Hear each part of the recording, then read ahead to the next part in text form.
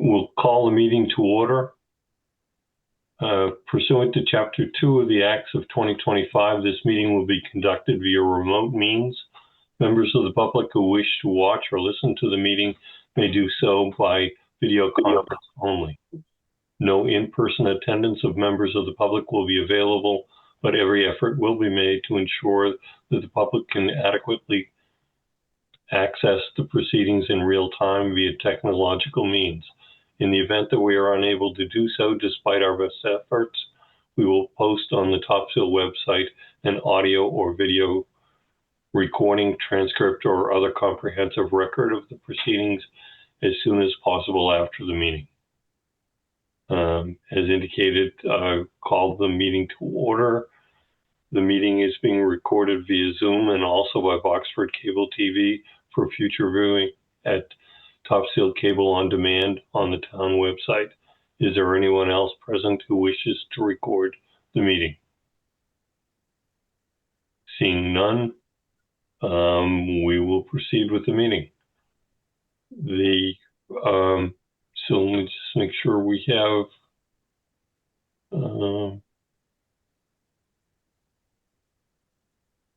okay.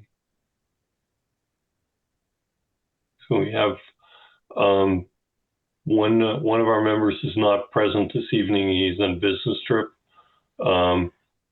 Rosalie DeCipio will be sitting in also as an alternate member this evening. And also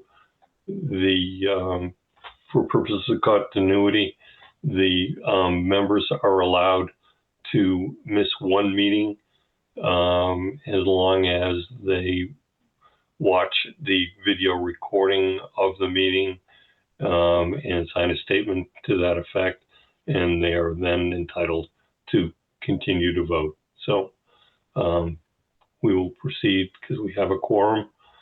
And the first item on the agenda is 10 School Avenue and 35R Main Street, public hearing on the petitioner's request for special permits for conference and event facility, restaurant, limited services, and catering, as well as site plan review.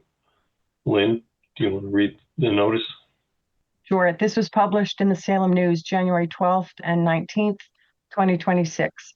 Notice is hereby given that the Topsfield Zoning Board of Appeals will hold a public hearing during a Zoom Zoning Board of Appeals meeting Tuesday, January 27th, 2026 at 7 p.m. Instructions will be on the posted agenda on how to join the meeting via Zoom to consider the application of Topsfield Garages LLC, premises located at 10 School Ave and 35R Main Street in the Business Village District, requesting a special permit pursuant to Article 3, Section 3.02, Use 2.17, Conference and Event Facility, 4.12B, Restaurant Limited Service, and 4.34, Catering, and site plan review pursuant to Article 9 of the zoning bylaw to open a year-round restaurant and community gathering destination.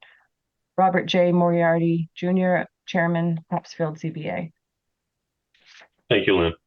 You're welcome. Okay. Tim and Brett, I see that we have both of you sharing one screen. That's correct. And I see also Polaskowitz, is it? Polakowitz. Okay. All right. Apologize. No so problem. I don't know how you intend to proceed. If you want to give us a general introduction, and then if your engineer is going to proceed us through the technical aspects of it. So how would you like to start?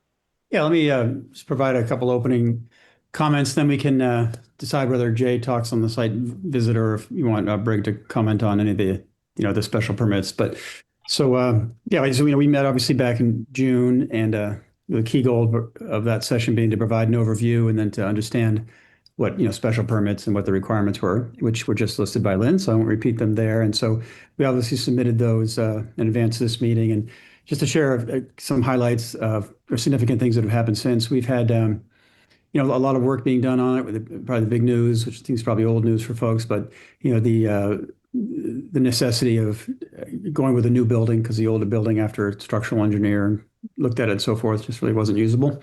So it's a new building. That's obviously a big thing. The restaurant size is, at that point, we were talking 65 seats. It's, now 50. That was just through the process. We had a number of, we've been reaching out to abutters, had a number of, smaller meetings and individual meetings.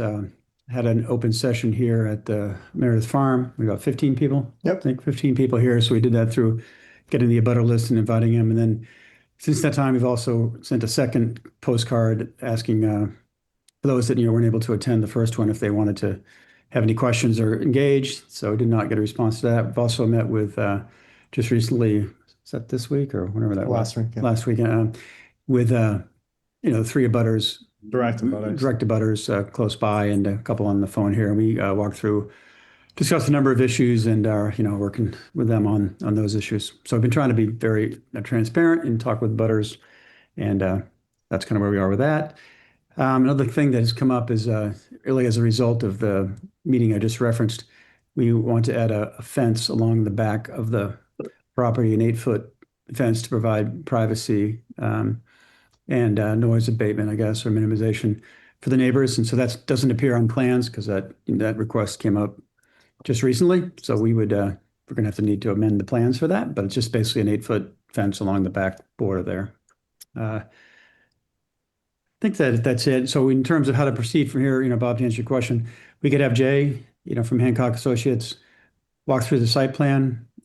We could have Brig talk about the operations and just why the special permits. I know we kind of did that last time, so I don't know if that's how you feel about that. And then we have Ben Nutter and Rick Bernard from Ben Nutter Architects to answer any questions that they might be able to assist in.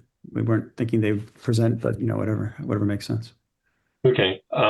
Maybe we could start with Brig to give a general overview of the operations and what's intended.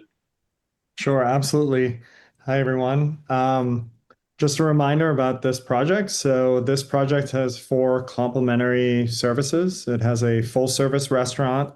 As Tim pointed out, the previous size was 65 seats. We've reduced that to 50 seats. So it'll be 15 at the bar and 35 in the restaurant, or I should say in the regular dining room. We also have an event space. Right now it's approximately 100 seats. And we have a catering component that will both serve the on-site event space as well as off-site catering. And then finally, we have what we call limited retail, but is realistically, that's the restaurant limited service. So that is counter service and grab and go. So that will have select items on our menu, on our regular restaurant menu that are available to either order at the counter or it's already pre-made and it just can be taken to go. Along with the limited retail, we will have local products. So it'll be items like Meredith Farm maple syrup, Marble Ridge wine, local cheeses, those types of things. Our planned operations are to be open every day from 7 a.m. to 9 p.m. Monday through Wednesday, and then 7 a.m. to 10 p.m. Thursday through Sunday, as well as holidays. I think that's about it, because a lot of the details of parking or anything like that, Jay can cover. If there's anything specific, I'd be happy to answer. Okay. Jay, maybe we'll turn to you next then. Yeah, sure. I'll just share my screen quick. All right, can everyone see that? Yes. Yeah. Okay. I'm working on 2 screens right now. This is the existing conditions of the site, and I just want to kind of run through what's out there now, and you can see how it changes in the proposed condition. So this is the existing DPW building, and then this is the property that is the subject project is happening on. School Avenue is right here, and then this is Main Street up here, with the fire department over here, and then this is the Box Tops building down here. So up by the fire department is the high side of the site. The site slopes down to School Brook, which is right here. There's a small culvert that goes under School Avenue here. The entire site drains down to the School Brook. In the existing condition, the site is very, let's say, industrial. There's not much landscaping. It's mostly pavement, and if it's not pavement, it's gravel. So we are proposing to improve upon what is there currently. So we're removing basically everything from that left side of the road as you drive up it over. So all the buildings, as Tim said, structural engineer determined that the building cannot stay. It would have to be reworked so much that there'd be nothing left. Here's the proposed site plan. Here is that new building. It's generally in the same location, generally the same orientation, that kind of angle, just slightly different dimension. And then something that we discussed when we were at Concom is we also pulled that further away from School Brook, which is the resource area in question. This driveway has angled parking. It's one way, angled parking down in the lower lot. You turn and there's a ramp that goes up to the higher portion of the property. Over here, it's the 90-degree parking with the ADA spaces. If you get to the top and there's no parking spaces available, there's an overflow lot across this right of way into a gravel overflow lot. So this is a small transformer if it's deemed during the time when we're looking at power loads if we need a transformer. Over here is the dumpster location, and then these thick black lines that are dashed are snow storage. So the thought is that in the smaller storms, obviously not like what we had this weekend, you could push the snow into these piles here. And then the larger storage areas are over here and over here. So the larger storage events, you could have a company come out and move it. Tim has also said that he can do it himself if he needs to. This area is grass in the existing condition. We're proposing some picnic tables. However, most of the site is going to be landscaped, and as we'll get to it, we did had a landscape architect create a landscaping plan throughout the site.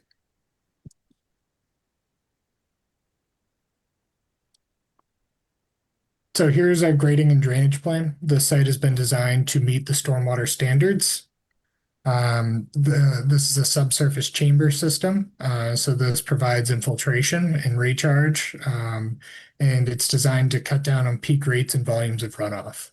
So the entire roof area will drain to this, and then most of the driveway and parking areas will also drain to it via catch basins in this trench drain over here. So not all of the driveway will end up in this infiltration system, and that's just due to high groundwater on this site and just the general topography. So anything that doesn't get to that chamber system drains to this catch basin here, which goes to a hydrodynamic separator, which provides water quality. Both of these systems drain to the brook, which matches the existing condition, but is in a much better than existing conditions because there is no drainage provisions in the existing condition. So these systems provide water quality, recharge, infiltration, cut down on peak rates. These outfall to a riprap dissipation pad, so it dissipates that energy versus a point load, and then it goes to a level spreader at the end. So rather than, again, having a point load, it spreads it out over many feet. In terms of grading, we're generally following what's existing out here. We made some minor tweaks to just meet ADA regulations, but there's no real significant grade change over existing. As you can see, there's very few retaining walls, and where there are retaining walls, they're very short. Most of this was done with just some grading in landscaped areas and trying to maintain what's out there.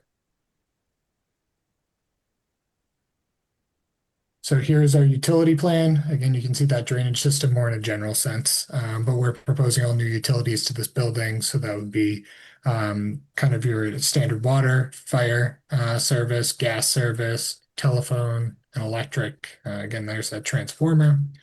But what you'll see on this one is a very detailed septic system. So Chuck Johnson, who's another local engineer, has designed this system, has been working closely with the Board of Health agent on this design. So this is the field over here. And then there are various tanks. Some of these are septic tanks, grease traps, kind of alternative filtration system, pump chambers, everything like that. And that's what all these tanks are going out to this field. This system requires no waivers or variances.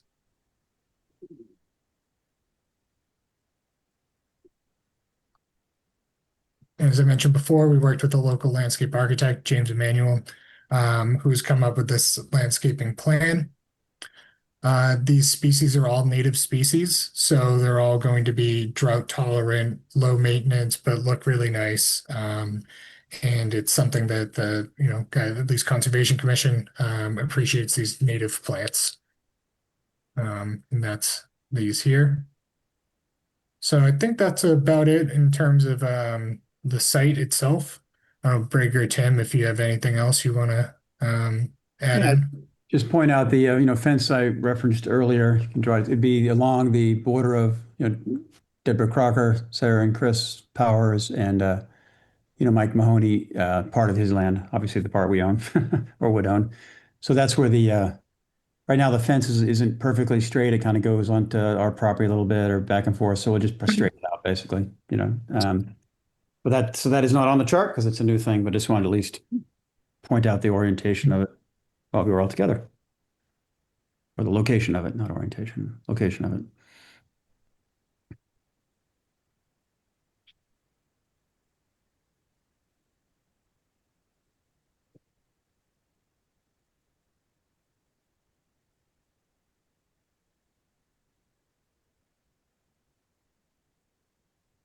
Bob, you're on mute.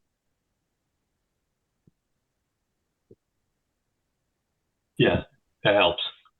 Thank you. So anyhow, one of the issues that the abutters raised in the letter was the retaining walls and the removal of the retaining walls and concerns about the stability of the site. It does appear that some of the grades are pretty steep or reasonably steep. And so I'm curious about how you're going to address site stability.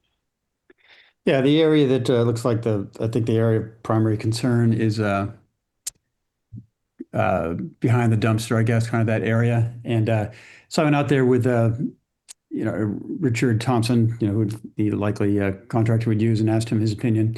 And he thought it would, I'll get my terms wrong probably, but you'd basically take like medium-sized rocks, kind of like what they did on Route 1, where they had erosion along Route 1 there, coming down the hill to the mobile and gas station there in 95.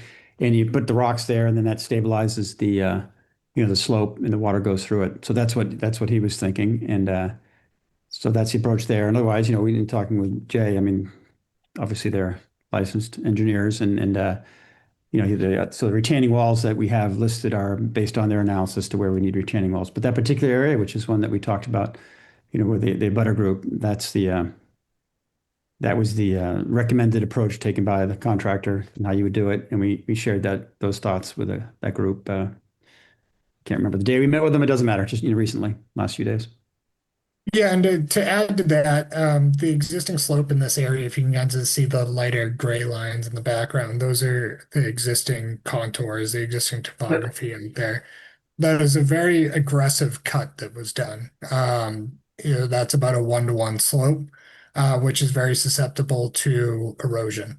We're reworking that slope in these areas with a 3-to-1 max slope, which is kind of the industry standard for sloped and vegetated areas. In addition, a lot of this area is not vegetated, and vegetation provides stability. We are proposing to plant this whole area over here, which will provide that stability. And with this grading, we need to maintain a slope in the roadway that cars can actually drive up and not bottom out or be way too steep. So we designed this at a 10% slope, which is generally about the max. It's at 10 or 12, which is about the max that you see in a driveway. And given that close proximity to this driveway to the property line, we're making this slope close to what's flat, what's easy to drive a car up. So it's an improvement over what's there. I did mention previously there's small retaining walls. These are all less than 4 feet, meaning they don't need to be structurally designed. So we were thinking an area like this, like Tim had mentioned, boulder walls and things like that. This is what we believed the limit of wall to be, but if the contractor gets out there and he thinks that it'd be more stable with a few more rocks, then that works for us. It's a natural material, so it's kind of they work with what they have. Okay. I noticed that there's a 5-foot, 6-foot, and 4-foot fence. Well, one's a wire fence and the other two are wood fences. Are you talking about putting in a new fence, Tim? Is that what? Yeah, and so we had that discussion last Thursday. Brady, let me know. And so the idea is to replace those fences with a new fence that would be, the abutters request 8 foot high. So we're thinking, we talked about, the nice sturdy wood fence that would be visual buffer and also noise protection. So yeah. Yeah, it'd be a consistent look. Noise protection, 8 feet high is much higher than what's provided there, except for what's on Mike's property. And as you pointed out, Bob, all these fences are all different. Some of them are, not existing anymore and or just in disrepair. So it'll definitely beautify and improve the conditions. Okay. So the dumpster area, is it necessary to have it there? Is there any other location on the site? Yeah, let's talk about that because that is definitely a discussion with the butters, and we had a lot of discussion, internally about that, and we'll share, our thinking. The idea is that it's really not a better location. We didn't want to put it. Thinking is we don't want to have it anywhere near the school Ave going up to the fire station on that side of the building for safety. Basically, you picture trucks come in there and they're moving, they're emptying the dumpster or whatnot. And that's where the emergency vehicles go. So we don't think we want a dumpster truck sitting there doing its thing while an ambulance is trying to get through. So we didn't want to have the traffic there. Didn't want to have it in the front of the building, I think for obvious reasons. The impact on the business would be significant, right? Who wants to go to check out the restaurant with a dumpster in front? And then you get, up top back and you've got the one-way thing. You got these big trucks trying to make the turn and you're up there. And then basically, they're kind of doing their thing. Again, sort of maybe having to back into that school Ave area. And also there's an issue of just practicality in terms of operations. And so, putting dumpsters on the top of a steep hill and then asking employees to push everything up the steep hill, it just isn't practical and probably not safe because they're pushing it up a steep hill while there's cars going through it. So, we couldn't think of a better location. So that's why it's there. Yeah, can I add? Sure. We looked at this location. We said it's going to be the easiest for both our staff because it's near the kitchen. Otherwise, it would be just that much further away. That much of pushing, trash that could be, whatever. And then the other part is having the ability for these trucks to just get in and get out and make it a quick stop rather than something that, requires a lot of maneuvering. That just echoes what Tim says. I just want to simplify it that realistically with where the kitchen's oriented and how, these types of trucks, that's why we chose that location. And I will say one more thing, we'll also be receiving food deliveries. And so this is that's where the trucks will, stop. It's the easiest and most convenient location. So. And I can also add a few things into here as well. Tim mentioned it briefly, but this is a one-way parking lot. So the trucks need to be able to pull up straight to it to be able to lift those dumpsters up. And these trucks they're really big, and this is not a big site. So it's difficult for them to maneuver around. So we had to design the driveway around the maneuverability. But not only is this a small site, but there's significant grade change across the site. So this is elevation 60 down here, and this is elevation 76. These dumpsters need to stay in a level area, or else they'll roll away. So this is what we found to be one of the most level areas on the site. When you look at it three-dimensionally, it's really hard to place a dumpster in a good location that's also on our property that doesn't impede upon the that access easement up to the fire station. And then again, also just like the fire trucks don't have the right to drive through the fire station if they were to go up that direction. Okay. Can you explain more about the access easement and the use that it will be? Related to the town having been able to use emergency vehicles? Is that what you're? Yeah. Yeah.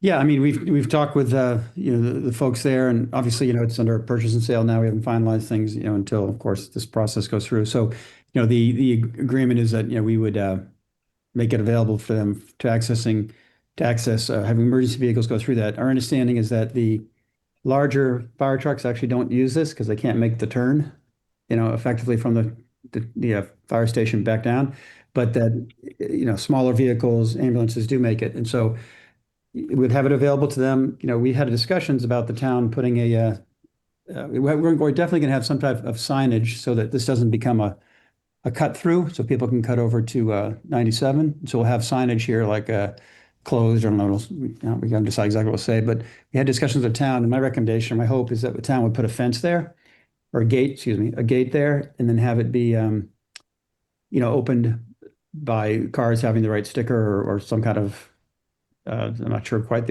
how they do that, but apparently that's available in some other areas in town. That way, there'd be a gate there, no one's going to drive through, but if anybody from the town wanted to come through the other way, it would automatically open for them. So I don't know if that's the type of things you were looking for, Bob, but those are what comes to mind when I think about, the conversation we had with the town about it. Yeah, I'm just curious about, how much usage that there is really going to be. I don't know. Mr. I guess I think about it as, one life's enough. You know what I mean? Mr. Chairman, if you'd like, I could maybe speak on behalf of the public safety team in regards to the access. So from the very beginning of the process, Kevin Artuni, town administrator, since the beginning of the process, since the project was awarded to Tim and Bragg, we've had clear dialogue, and we're fully on the same page with the need to ensure either a deeded right or an easement associated with that from the property line to the end of School Ave, to ensure that the public safety team has the ability to use that in the event of emergency. Squad 1, which is the pickup truck that you may have seen in town, is one of the first vehicles to roll when there's an incident, and they, depending on what side of town it's on, they do use this roadway. So talking with the fire chief, the public safety team regarding this, continued use is important, but it'll be used judiciously. Obviously, if there's a big event happening, it might make sense to go around, but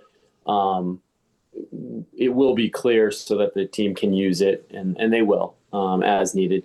I don't know statistically if I could say it's 1 time a day, 5 times a day. It really depends on what type of activity we have on any given day, and that varies. But it certainly will be available, and we'll make sure from a public safety side, when the road's built out and the parking lot's created, we have full assurances that this will be able to be accessed by the team. Okay, and what about the issue of people using it as a cut through? So we're going to make sure it doesn't happen, because no one on the fire side wants people driving through their parking lot. It's not in anyone's best interest. And so at the very least, what exists today is signage. But to Tim's point, we will look to see if there's better alternatives to create more of a barrier. It really comes down to how quickly can you fob and open the door automatically open, and making sure it meets the public safety team's needs. But we're certainly going to have detailed conversations about exactly what that looks like. And I think everyone's aligned with making sure there is some level of the very least, very clear signage and possibly some level of a barrier that's easily moved in the event of emergency.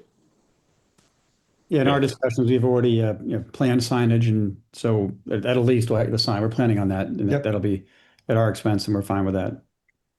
Okay. All right. What about pedestrians?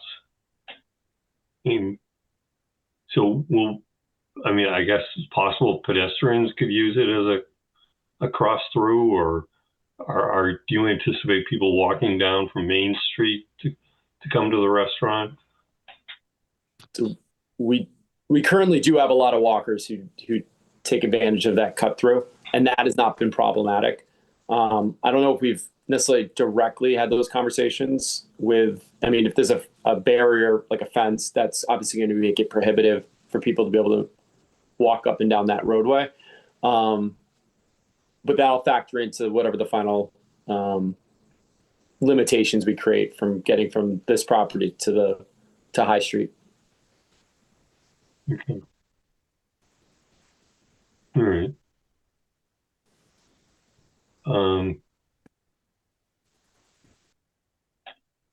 So I guess to go back to the dumpsters, so it wasn't possible to place them at nearer the fire station and the transformer. Well, it's not level. I mean, there were a couple. Maybe Jay's best to react to that. Yeah, it would just be hard for those trucks to be able to get to this location. Let's say they go up the street this way and pull in to it because they come in with the forks and lift it up. This roadway or this right-of-way access easement is not changing. So it's still as steep, which is really steep, as it is in the existing condition. It would be hard for those trucks to get over to that location and lift it up. And then what happens after they're done dumping it? This is a one-way, so they can't go this way. Pulling into this lot and turning around, it's just tight for a truck of that size. And then they won't be allowed to go up the road any further up to the fire station. So it kind of eliminated this location. Yeah, and from an operations perspective, it's on the opposite side of where the kitchen is, and it would just be a very long and not desirable walk. Dangerous. And dangerous. Bob, I will say, and Tim, feel free to chime in as well, but we did design an enclosure for the dumpster area. So we have three solid walls, as well as gates that will be used.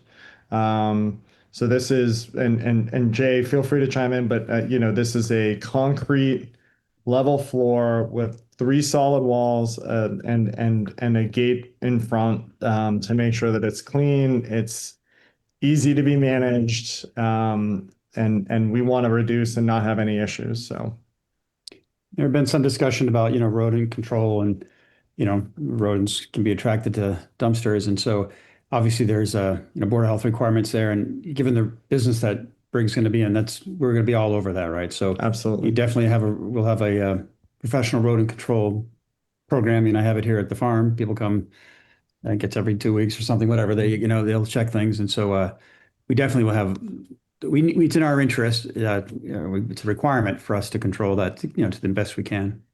I only mention it because it was mentioned, it's to me, it relates to dumpsters. Mm-hmm. Okay. So what about pickup?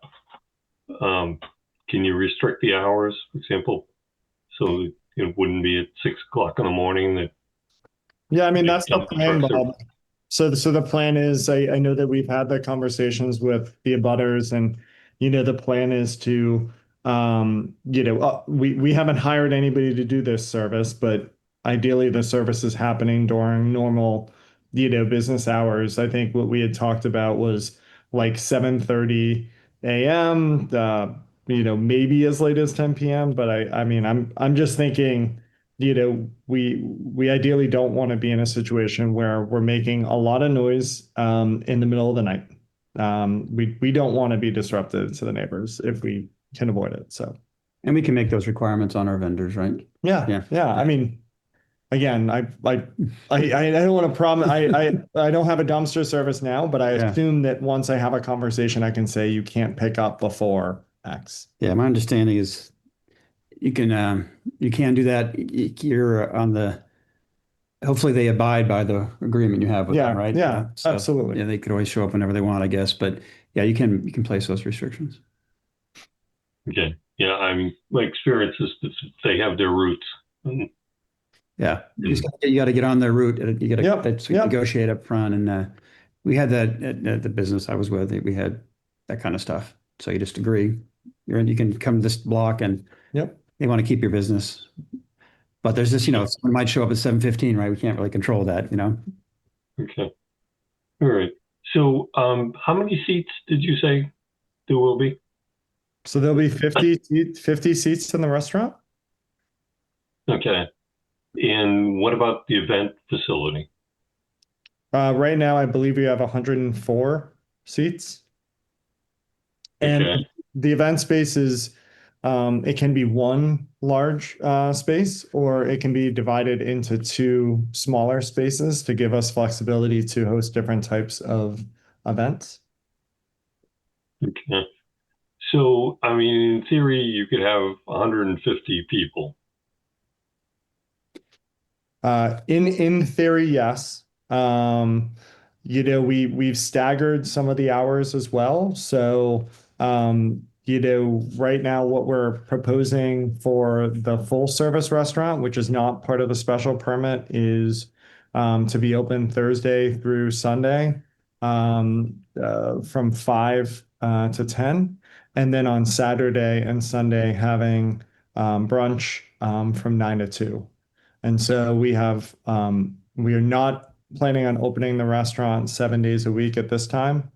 And we also recognize, based on my experience at the winery in North Andover, that the event space is not going to be, booked all the time. It will be booked a couple of times, maybe a handful of times a week. And but to your point, Bob, there could be some overlap where the restaurant is open and the event space is booked. I think that I have, from a market study perspective, we hope that we can be there, but the odds of us being fully occupied in the restaurant and fully occupied in the event space is, it's pretty low from the research we've done. But that is the aspiration, to be Yeah. clear. So it's like, yes, you're right. That could definitely happen. Unfortunately, I don't think it's going to happen too often. Okay. So, I mean, obviously, where I'm going is, what about parking? Yep. So I'll just highlight what we included in the application. So we have 50 spaces on site that we've designed, and Jay can add to this after I make my comments. And then we also have 4 public off-street spaces at Pocket Park. We have 44 public on-street parking spaces along Main Street that are within 500 feet. And so that gives us 98 spaces. And generally, there's generally people go to a restaurant often with couples, or if, 2 or 3, 4 people. And so the ratios can't be guaranteed, but you don't generally end up with 150 cars for 150 people. That's exactly right. And same thing with the events as well. Yeah. And that's based on our experience at the winery. Okay. So, how many spaces are actually on site? 50. If you count up this drawing, if you were count up on this drawing, it'd be 50. Yep. Yep. Okay. All right. And how many employees do you anticipate having? So I expect that we'll have around 12. We'll have a few in the 12 when we're open, right? So we have a few in the restaurant. I'm sorry, a few in the kitchen, 1 to 2 in the limited retail, 1 to 2 working a private event, and then of course a handful of people depending upon how busy the restaurant is.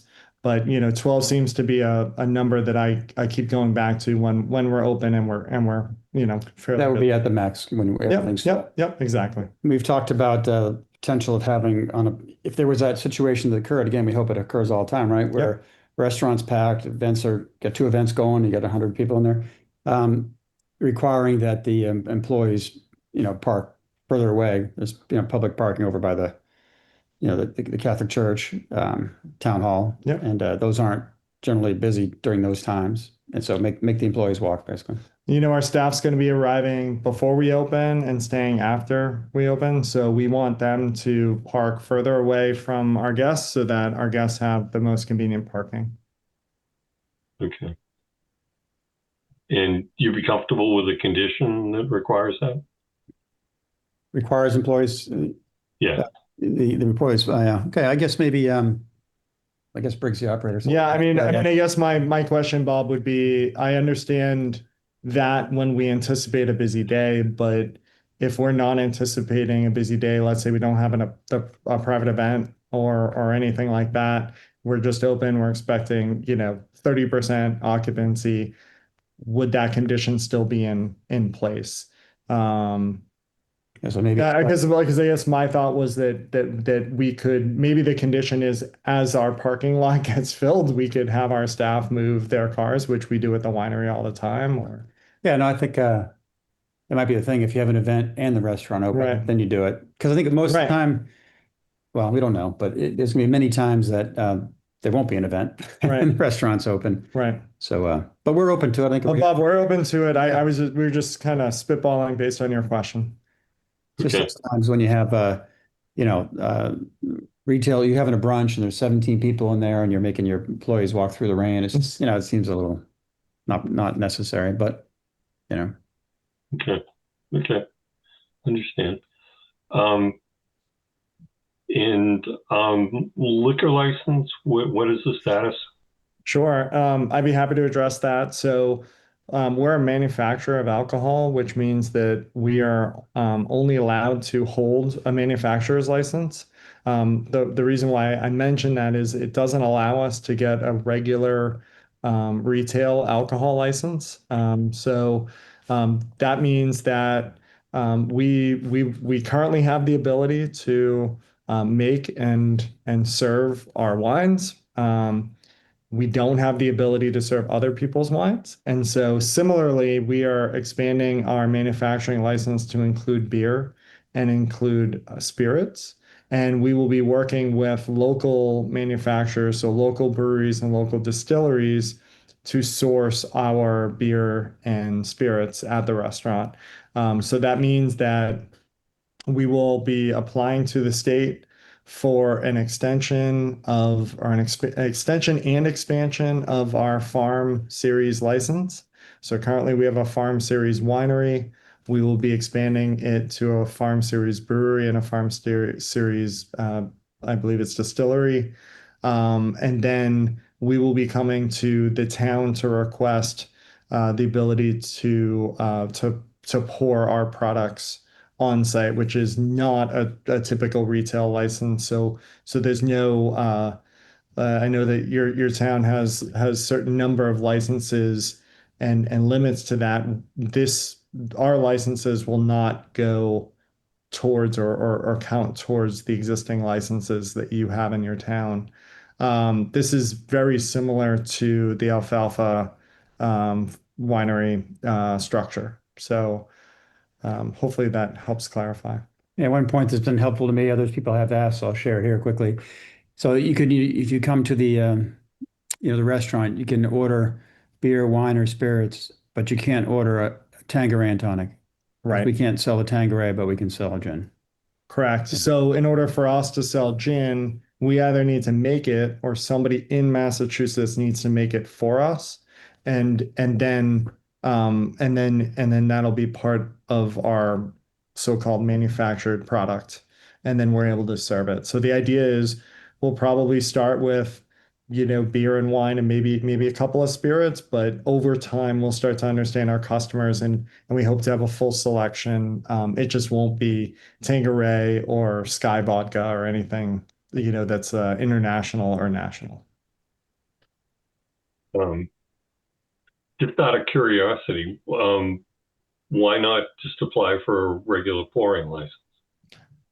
So I believe you mean a regular retail like alcohol license, and it's because the state doesn't allow us to. We're not allowed to have two different types of alcohol licenses. So as a manufacturer, the only licenses that we can hold are manufacturer licenses. We can't have a retail license or a distributor license, and because those are two different types. Um, it's just to make sure that we don't have, I guess, a monopoly on alcohol at the state level. But we have explored this in detail. We have we have lawyers that specialize in this, and they've guided us through the process. So our plan is to expand our farm winery to be able to do beer and spirits, and then work with local manufacturers, which I think is a great positive thing, because if I think about our food menu, we're going to be working with local food producers as well, so that our products are supported by local businesses. Okay. All right. So, again, I guess it's just my own curiosity. So you as individuals are licensed, and so even if you form a different company, that the different No. company can't. No, so Marble Ridge Farm LLC is the owner of the winery, right? And it's the owner of the Farmer Series license that we have in North Andover. That same entity will apply for two other Farmer Series licenses. And then we will be adding Topsfield as a location where we can um, actually where we can manufacture alcohol and where we can sell alcohol. And then the town gives us the ability, if approved, it gives us the ability to pour that alcohol on site. I don't know if Jay has it in his plans, but there's actually these small rooms inside this building that are considered manufacturing rooms. So it's on the second floor. So if you look in the upper right-hand corner, you see these small rooms. These are manufacturing rooms. So these are required by the federal and state government for our Farmer Series licenses. And so we have a wine room, we have a distillery room, and we have a beer room. And these are just the rules that we have to play. Yeah, but we're not actually making the But we're alcohol. not actually Yeah. making the alcohol here. But this is the requirement, and the other.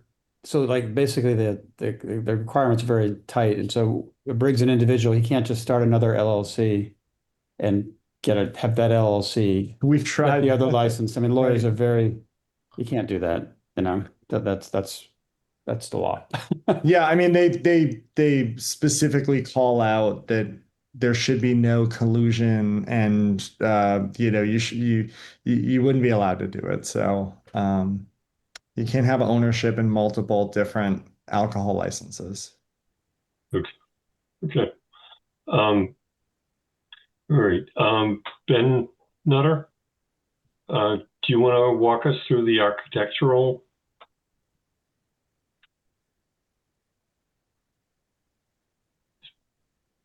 Do we still have Ben with us? Yes, but he's muted. Yeah, I think Ben might be here. My name is Rick Bernard. I'm senior architect at Benjamin Architects. Also, I've been working on this project with Tim and Brig and Jay. Um, Jay, I guess you're sharing your screen, so if you want to flip to the first floor for me. Sure. Let me know if you want to take over too. Yeah, it's pretty simple. So I guess I'll start. So essentially, we've divided the building into different areas based on the four components that Brig described at the beginning. So we kind of have a main entrance in the foyer, and off of that, you would have access to the restaurant slash tavern to your right, or guests can go to your left into that retail kind of grab and go limited service area. So those are really the two public areas on the ground floor. Obviously, off of the tavern, we have, bathrooms and whatnot. And then the back area of the building is really all dedicated to kitchen and food preparation. So This is being designed. Briggs working with a commercial kitchen designer at the moment, so they're working out the final layout and details. But essentially, this area will cover the catering area will be one part of this, and then the different storage areas that are required, and then the food preparation for the restaurant. Um, we've worked with Brig on trying to make this workflow efficient for them. Practical and ease of movement through the different spaces, both for staff and guests, but also appealing to guests. A big component of this is getting people here to, purchase food and sit and have a meal. So, the layout of it is to be kind of easy use, useful for people. And then the event spaces are all on the second floor. So if you enter from this ground level, there's a stair or elevator up. And if you remember from the parking layout, there's a parking area behind the building.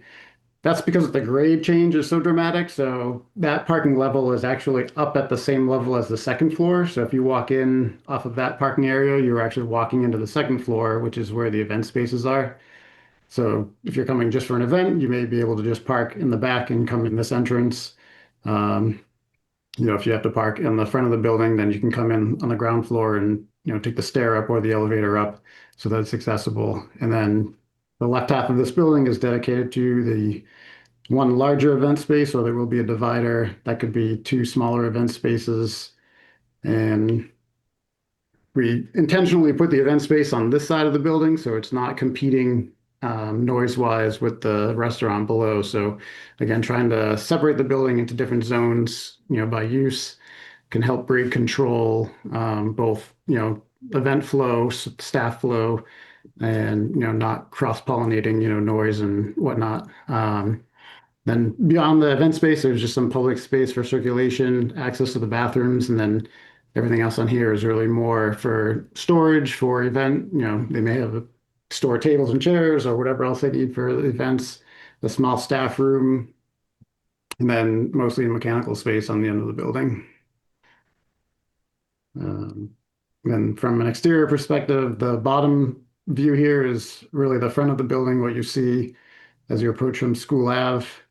Trying to keep it to a sort of residential flavor, I guess. Obviously, the tavern, the idea is to have something there that will attract attention, but essentially kind of just using more residential flavor as far as the design goes, trying to make the front entrance obvious. And then the upper view here is the back entrance of the building. So from that side, it's really just a one-story building because again, you're elevated where the parking is on the back. So there's a small covered entry back there. The next page, Jay, I think just has the two side views. And the two side views kind of help demonstrate the different challenge with the grades. So, on that top view, the south elevation, you can see the left side is the front of the building and right up there. The left side being the front, the grade is down kind of lower, and then it slopes up towards the back.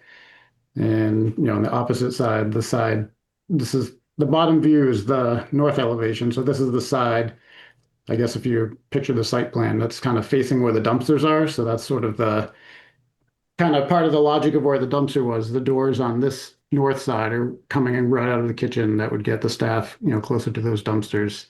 So again, from the lower grade on the front of the building, it kind of has the appearance of a two-story building. On the School Ave side and the back side of the building, it really has the appearance of a one-story building.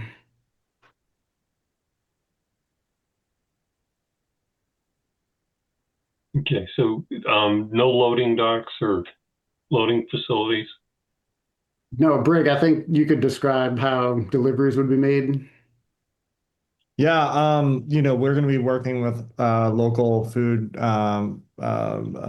distributors, and the plan is just to use dollies. And I do not anticipate massive trucks. I anticipate medium-sized trucks that are doing deliveries, and we'll be accepting deliveries. I talked to our head chef as well as our kitchen designer about how often and what would that entail, and they just expect that we would be getting deliveries 2 to 3 times a week from medium-sized trucks. And so they would just be going in that bottom view that we were just looking at. They'll just be going in those two side doors. Yep. Jay, I don't know if you have to relinquish your screen, but if I can share my screen, I can share some of the 3D modeling that we have that also helps kind of show obviously the design of the building, but the way it fits in with the grading. Give me 1 second, please.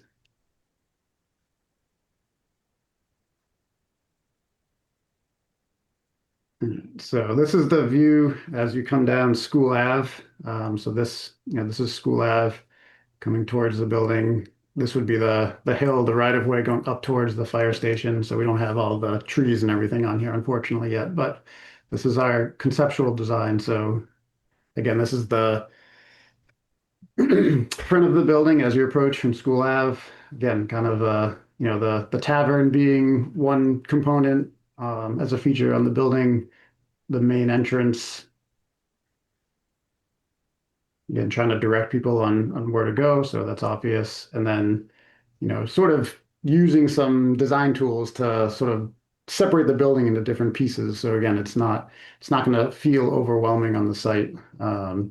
As Jay mentioned, it's not a huge site, and this isn't a huge building, but we want to try to have it fit into the site as best we can and not be too overpowering. So we have, worked on the design of the building, the shape of the building to fit into the grading. This describes the driveway on the backside as you go around the building. This back corner is where the dumpsters would be. We don't have walls and everything drawn in yet because we've been focusing on the building, but that's something Tim has, Tim and I have talked about, adding. And then again, as you come up that back hill, this is the view you have, on the backside entrance that is at the second floor level. So people can enter this side of the building and go straight to an event room if they're there for an event. And then just coming back down.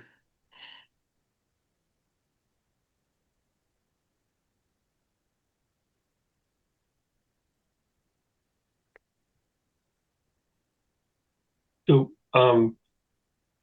do you anticipate that, for example, when it's very busy, that people parking in the overflow parking lot or parking lots in back will enter through the upper level and come down, or will they be Yep. coming down the driveway, or how do you envision traffic flow?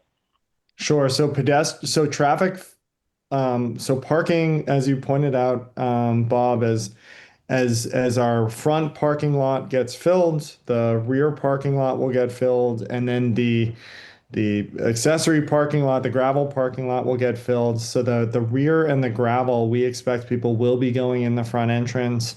The back entrance. The back entrance. It's funny. Tim and I want to change the name and do like east and west one entrance. So that's why I got confused. But we'll just call it the rear entrance for now. The rear entrance is going to be a lit.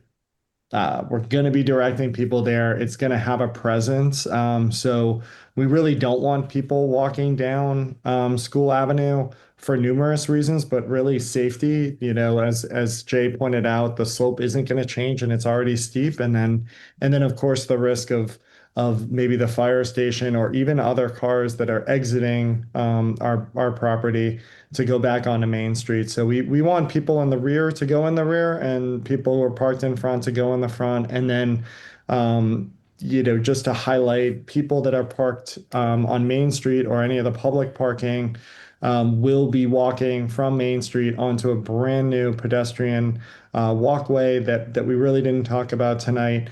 And that's going to be a much improved safety means to get to the property from Main Street. Okay. All right. Well, why don't we talk about it then? Well, Tim, do you want to? No, I think maybe the thing to do there, maybe we'll turn it to Jay. I mean, as part of like a couple comments, as part of the RFP process, the requirement for the bidder was to provide safe access for pedestrians from Main Street. And so that's part of the project. That property is owned by the town and continue to be owned by the town. But so we've had several meetings with the town, and we've had Jay has be able to show us in a minute what's been spec'd out there, and basically sidewalk lit with the same lights that are all they're downtown, those nice solar lights, but with a crosswalk, well lit crosswalk, and so that'll be quite an improvement. But Jay, can you walk us through that? Yeah, give me 1 second. I didn't have these plans up. I'm just Sorry. downloading them. If you give me 1 minute. Yeah, no worries. Yeah, and so that's the idea there, and we've talked to a Conservation Commission about that, and so they haven't made a decision on, but they reviewed that, and it's a time to mention something. This gap will give me a time to mention something that I wanted to mention. Probably should have in my opening comments, but there's a site visit for the Conservation Commission on Thursday of next week, I believe. Is that right? Thursday this week. Yeah, sorry. Thursday of this week at 9 o'clock. And we wanted to mention this to Lynn earlier, but we wanted to open that up to anybody, it's not a public meeting, but any ZBA members who might want to do a site visit, because, Jay's going to be there. I hope to be there, and you can ask questions. It's not a public meeting, so there's no dialogue around it, but you can ask questions. So that's an invitation, I guess, that's available Thursday at 9. Hey, Jay, you ready? I can only stall that long. Yeah, it was just the right amount of time. Sorry. Yeah, so as part of this project, this is a plan that was submitted to the Conservation Commission. We're planning to add a sidewalk along School Avenue. Part of that also is the repaving of School Ave itself. School Ave has a lot of issues with potholes, low spots, ponding on the street. So we're going to be fixing all that with this updated roadway and this sidewalk. So people will be able to go from Main Street down this sidewalk. And we've proposed a crosswalk over the street. I will admit it's not an ideal situation with this crosswalk like this, but we're working within the constraints of this culvert. So essentially a bridge, and we aren't expanding the bridge in any way. So this bridge in the existing condition is 23 feet exactly from wall to wall. 20 feet is the minimum width required per fire code. So we're holding that 20 feet, and then that gives about 3 feet for pedestrian access. We aren't, this is just going to be painted. And it'll basically extend to where that parking lot is. There's just not enough room to do sidewalks on both sides of the road. And we thought this was a happy medium to give cars room, but also the pedestrians to feel safe. Can you mention the locations of the lights, Jay, just generally? Yeah, and then there's proposed lighting. Try to highlight them as I go. So where are they? One down here. Yeah. One over here. One right here. One right there. I think that's all of them. So the idea was having two so close to the crosswalk, like they're probably not necessary, but the idea was have them be very well lit so people can see. Light up the crosswalk. Yeah. And it'll be painted so you'll not just see the people, you'll see the crosswalk. Yep. And the same lights as downtown. Same lights as downtown. So it'll look good. And the lighting will be consistent with what's on Main Street? Yeah, it's the actual, the same manufacturer, the exact same company that Kevin used. So yeah, exact same thing. Yeah, we wanted a unified look too. So not only was it something that the downtown is already familiar with, but it would actually show that there's something like off of Main Street that is similar to downtown. I guess I should make the obvious point. I mean, the idea is to activate downtown with this project. You want this project to look like part of downtown, right? And so that was one of the ways to do that. And then the lights that, we're still finalizing the lights on the parking lot, but it's the same. We've talked to the same vendor. And so they're recommending a slightly different light, but it looks the same style, black, and just there's parking lights types, whatever. There's different lights for different purposes. So it'll look very similar. And Mr. Chairman, if I could just chime in for just 1 second from the town's perspective, we're very happy with the design. Jay, as Tim said, Tim and I have spent a lot of time with Gary Wilds, our highway superintendent, trying to make sure everything was adequate from the ADA perspective, the light output perspective, and so I think the only issue we have right now is the timing of the lights might come before the actual build, so we're gonna have to house them temporarily somewhere, and that's something we'll figure out. But other than that, everything on the design side, the elements, they all meet what we're already doing, and so it'll in essence be something of a runway to be able to attract people to come down there safely. Okay, great. So, and that's all being coordinated with DPW then? I think we've had at least 2 site walks with Jay, Tim, myself, and Gary Wilds, our highway superintendent, and Travis Good, his assistant. And multiple meetings in select board conference room as well. Okay, terrific. Thank you, Kevin. All right. So Rick Bernard or Ben Nutter, I didn't mean to rip away from you the attention. Did you want to go into any more detail about siding materials or how it fits into the site or? Can certainly do that. Ben, I don't know if you wanted to give some comments. I can go back and share my screen in a second here. I think that's a good idea to share your screen and then also just describe what our general thoughts are. For us, Bob, one of the things that actually works well is the fact that the site is sloped, because it allows us to tuck the building in there somewhat the way the existing building is. And as you observe this building, it certainly makes it smaller, especially from the side where the adjacent homes are. This is maybe an obvious point, but with the all the glass there in the front of the restaurant, when the restaurant's open, you'll be driving downtown, you'll know it's open at night, right? Because you'll see the light. The goal Yes. is to be a little bit of a, if you look down there, you know there's something. Obviously, that's one of the reasons why we chose that modern style glass. But I will say also that not only do we want this to be designed to fit in with some of the residential characteristics of the neighborhood, but we also wanted this to have the feeling of the agricultural history, a barn. And so you can see these elements in the exterior design.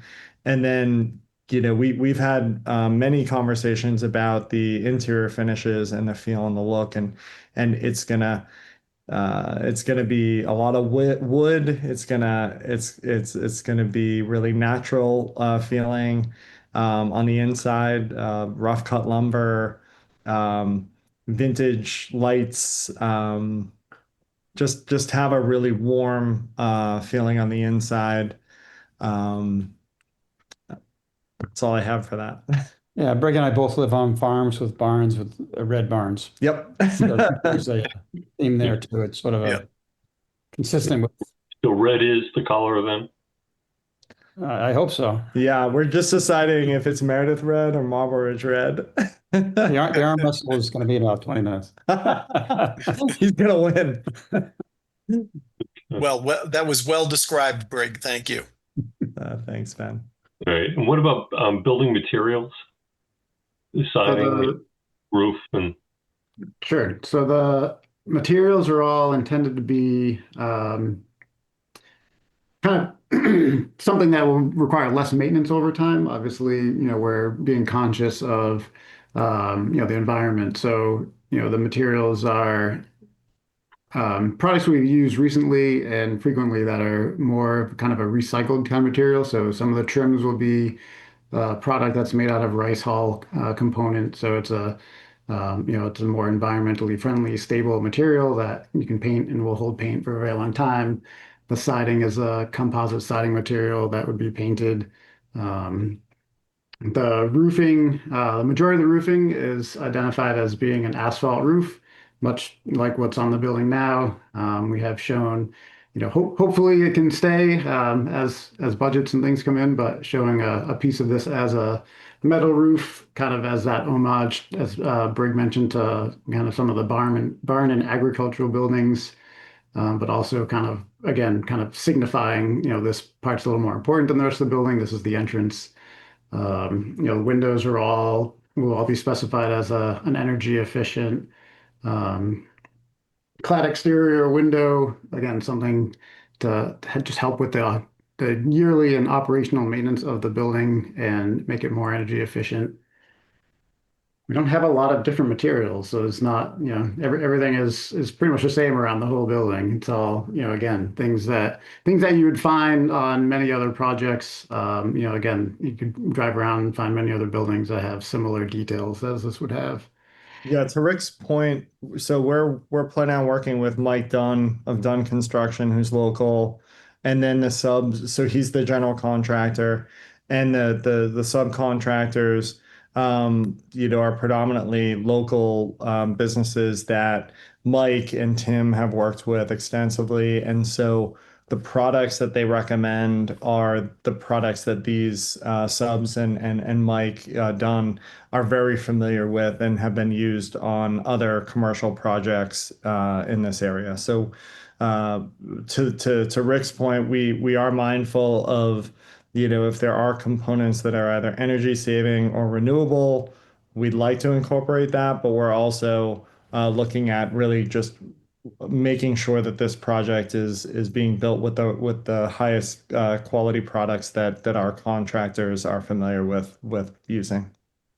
And if I may, I'll jump in with another comment, which is, Bob, you asked about color and material and all.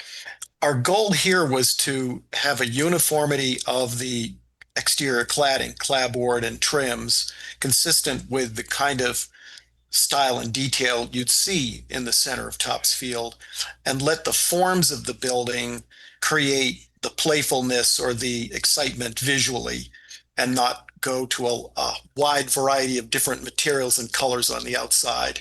We don't think that's at all appropriate in the center of town where this building is.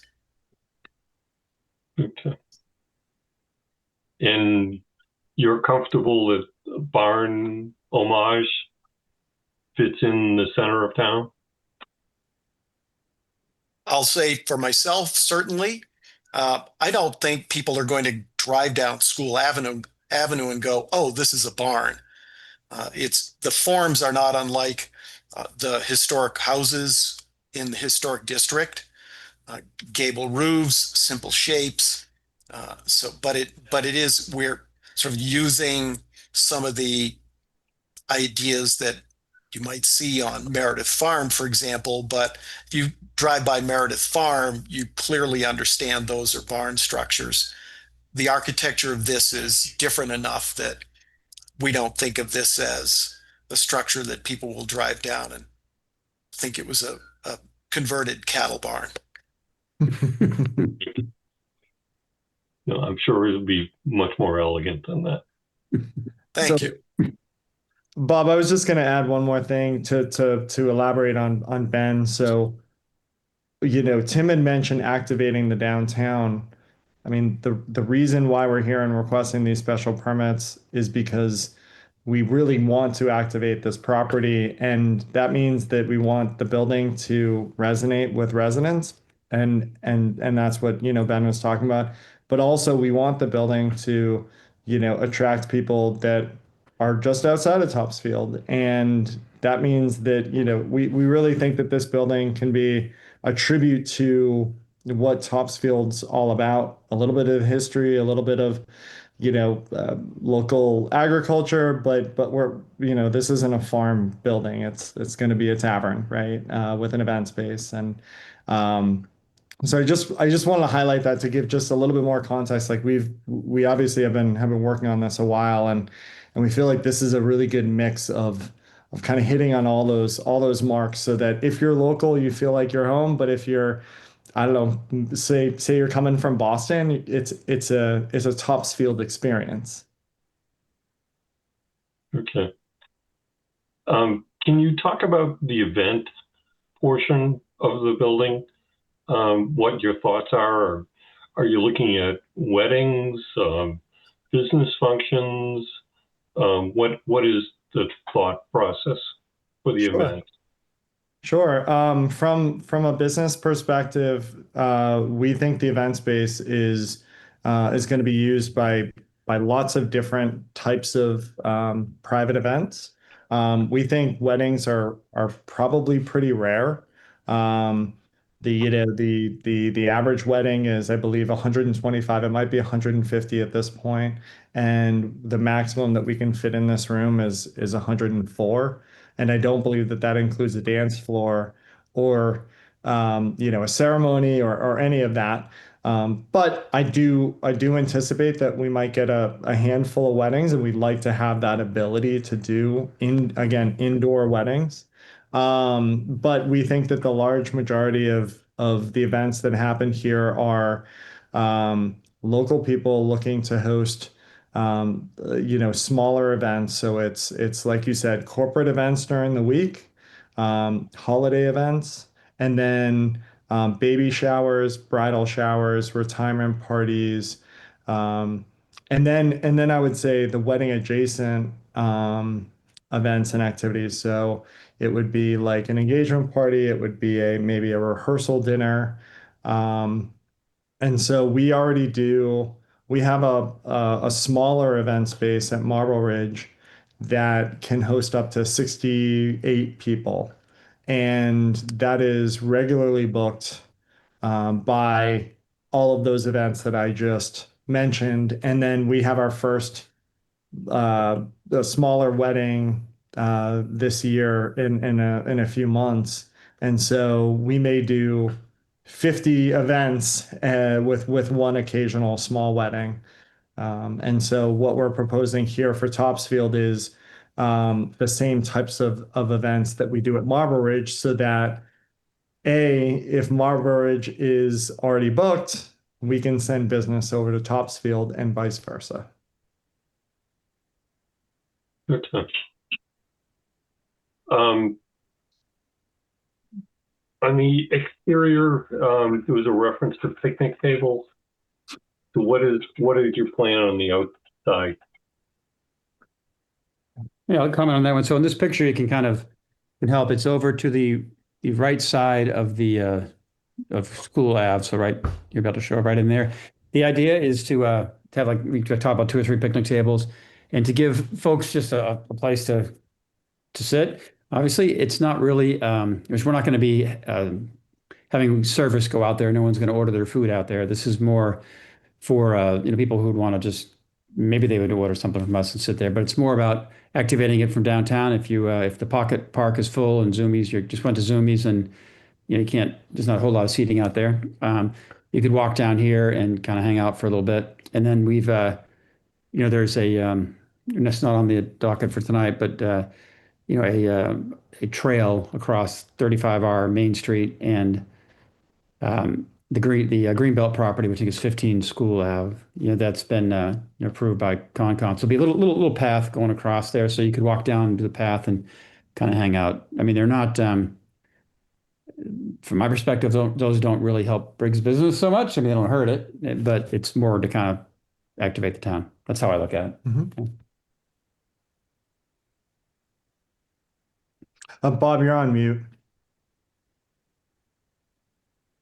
Where is the path? Okay, we're gonna have to have Jay look at I'll find another file. I can sing. Yeah, Tim keys stall again. We'll show you that. It's basically, the entrance is pretty close to that area, but the best to just describe it.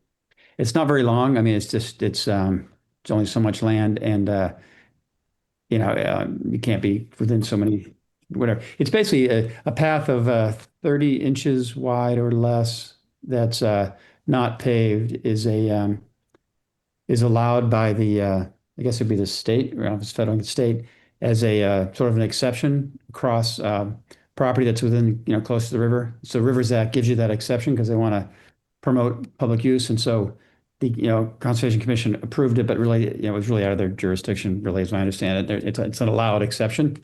But yeah, they approved it and we talked about it. And so now I think we're at a point where we might be able to show it to you here in a second. And this is Great. all Can everyone about, see that? Yep. yeah, there you go. Yeah, so those picnic tables we were talking about are over in this area at the entrance of the trail. The trail will cross the 35R Main Street property here and then onto this Greenbelt property. Tim has been working closely with Greenbelt. Greenbelt went out and staked out the trail and we basically just made it work. They chose a location, as you can see, that's already pretty open and won't require any removal of trees, and it's pretty low impact, 30-inch stone dust trail. And yeah, it's just a loop trail. It's nothing too significant, but Greenbelt was happy to be able to make use of this property, which is completely landlocked. Okay. So there's no access to that from Main Street. No, there's no access to it from any street. Yeah, you would get to it. You could walk Main Street, you would walk down School Ave, get to those picnic tables, and then walk past the picnic tables and go into the entrance, basically. Yeah. Okay. And is that going to be indicated as a area available to the public, or? Yeah, it'll have, we've talked to Greenbelt about having a, not sure exactly what their sign will say, but they have a standard approach, Greenbelt Trail or something. And so we've being, very clever that we are, we're thinking of calling it the School Brook Trail. Well done. Yeah, it's impressive. But, just keep it simple and, we're trying to activate the space. And I think, we've talked about maybe over time that could be, maybe, I don't know, you could do different things to try to like put some artwork there or something. We'll see how it all plays out. But, I don't want to, I'm not sure it's going to become wildly popular and suddenly we have 100 people parking in there. But if I work downtown, you want to get a little exercise, I think it would be pretty good. Okay. Maybe you can, in the winter, you can do snow showing. Okay. It's about as far as I could go, probably. Okay. So I've taken up a lot of time. So let me turn to the other members. Jody? I have a question about the windows in the front where the tavern is. Is that going to be clear glass or will it be shaded glass? I'm just wondering how you mentioned you wanted to make it be seen from Main Street, and I understand that, but I'm also concerned that it might be a little bright. So I was just wondering if you could go into some detail about what the plans are for the glass and the lighting, I guess, on the inside. I'll let Rick. Yeah, Britt, do Rick, you have a comment? If not, I can say a few words. I don't know. I think we've talked about a couple different types of glass. The glass wouldn't be 100% just clear because it will have some treatment to it to help protect from UV rays and make it more efficient.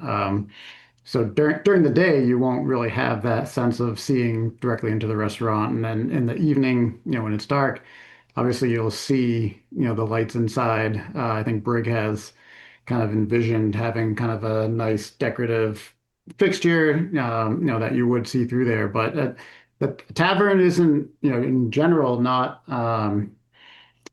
you don't need to have it so well lit that it feels like daytime while you're inside. So, I don't think they're envisioning having this feel like a beacon of light, like a lighthouse kind of effect or anything like that. They're looking for something cozy and intimate inside. So I think it's more, sort of direct lighting for where the guests will be, not necessarily this huge, bright beam of light that would kind of shine through that from That's a inside good point. It's supposed to look cozy to make you want to go in. Yep.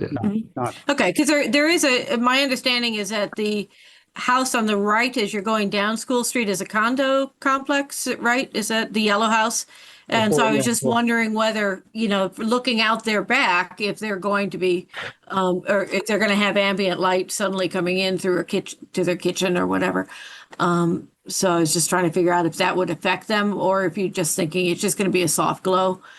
That's all. Yeah, it'll be a restaurant relaxing vibe on the inside. So that's and as Rick pointed out, the glass does have to be slightly tinted for UV protection. So my guess is it's not going to be a beacon of light out.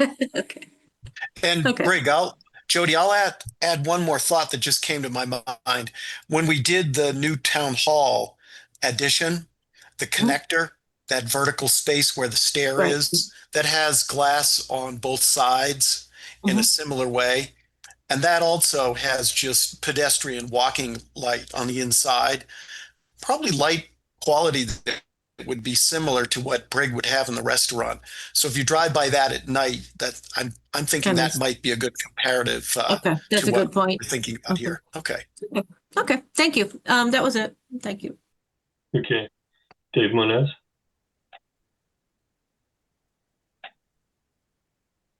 Sorry, unmuting here. Question about the picnic tables in outdoor service is, I couldn't quite tell by what you said. Are you going to allow outdoor service at those picnic tables? There will not be service at the picnic tables. Excellent. And then just kind of things that have been brought up with the property where Petco is and other places, the typical outdoor lighting, which usually Jody is our lighting officer. She's usually all over that. Just curious about the outdoor lighting and, what kind of light pollution is going to come from that. And then the exhaust and the fumes and the smell for the neighbors coming from, the exhaust vents from a kitchen. Those kind of things to just lessen the impact on the neighborhood. I'll take a stab at the lighting. And so we have met with that, the vendor that provided the lights for the the street there, and I've talked to them. And so the idea is to do an appropriate lights that are set up for parking. And so basically they face down. So the goal is to light the parking lot, not light the neighbor's yard, and not light the building. And so they'll be downward facing, and they have shields. Where you can have a shield so the no light goes out that side, right? So if you have a circular light and you have a shield in the back, then the light's not going to be seen by the neighbor, even if it was facing down, because it hits the shield.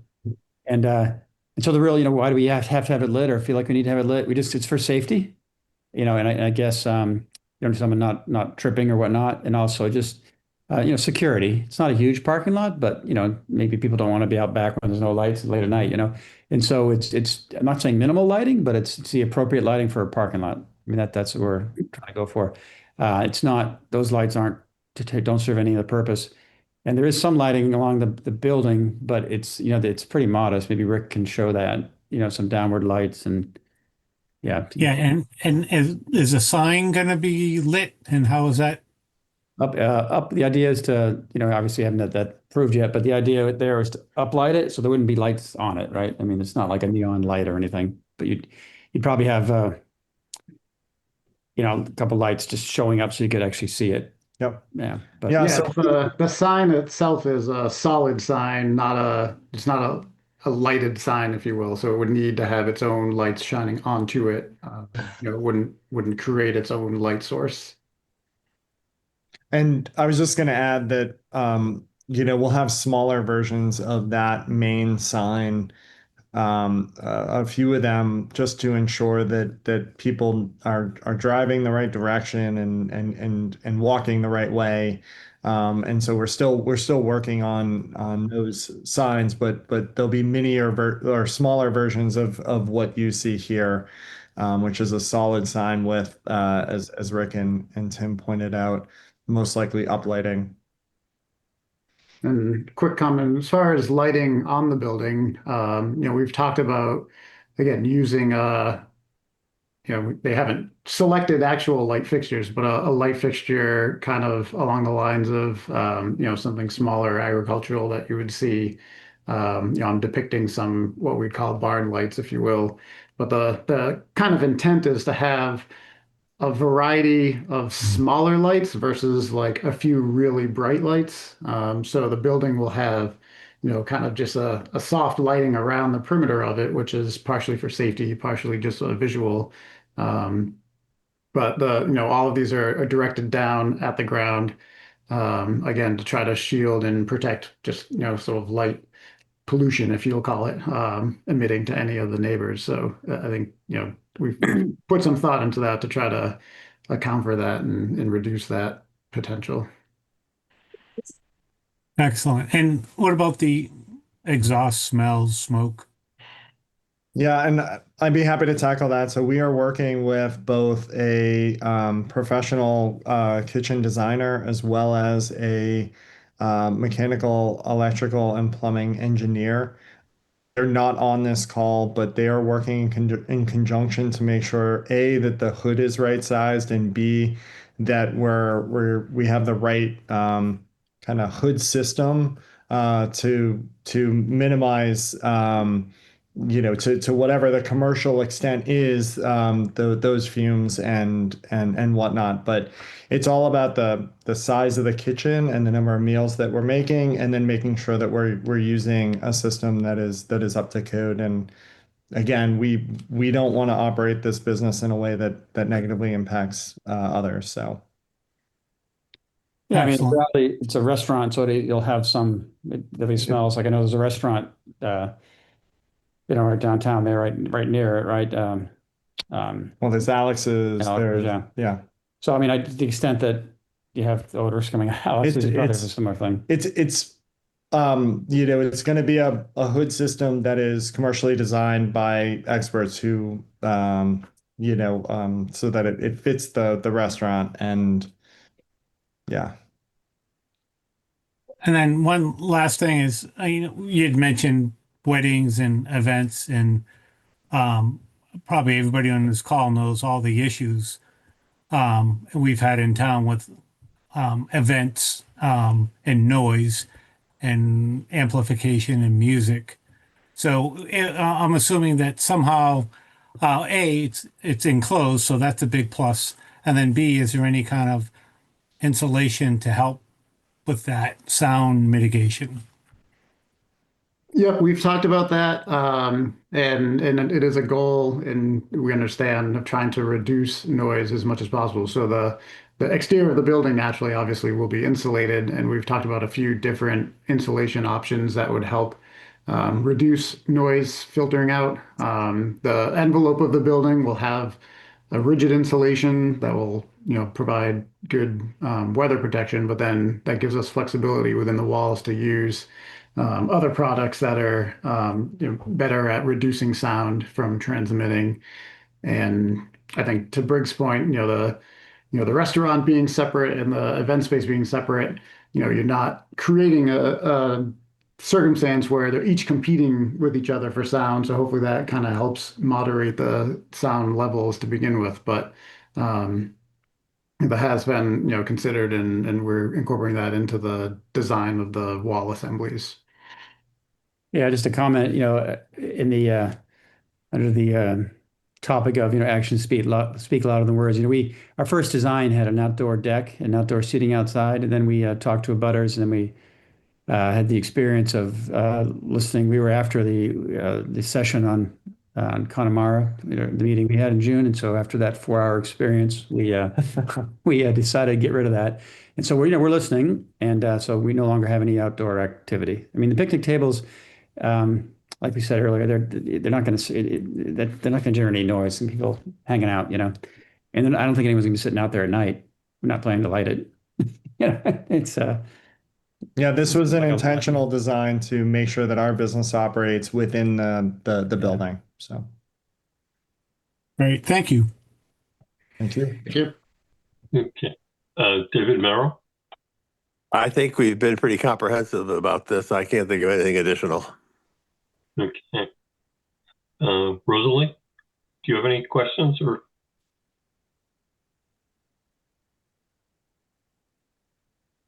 I'm attempting to turn my camera on. Really, most of my questions were answered, so thank you for that. The only comment I would have is I walk the fire station route down School Street and around 3 to 4 times a day with my dog, and was very excited to have pedestrian access to this place. And talking with the neighbors that I have and stuff, that they were looking forward to walking. So just thought for, a pedestrian path through there so we don't have to walk all the way around. But very thorough presentation. Every question I had was already answered, so thank you. Okay. Um, is pedestrian, well, if pedestrians are already walking it, and you've indicated that School Street, the access way will remain the same. So will it still be accessible for pedestrians, or will it become intimidating for them?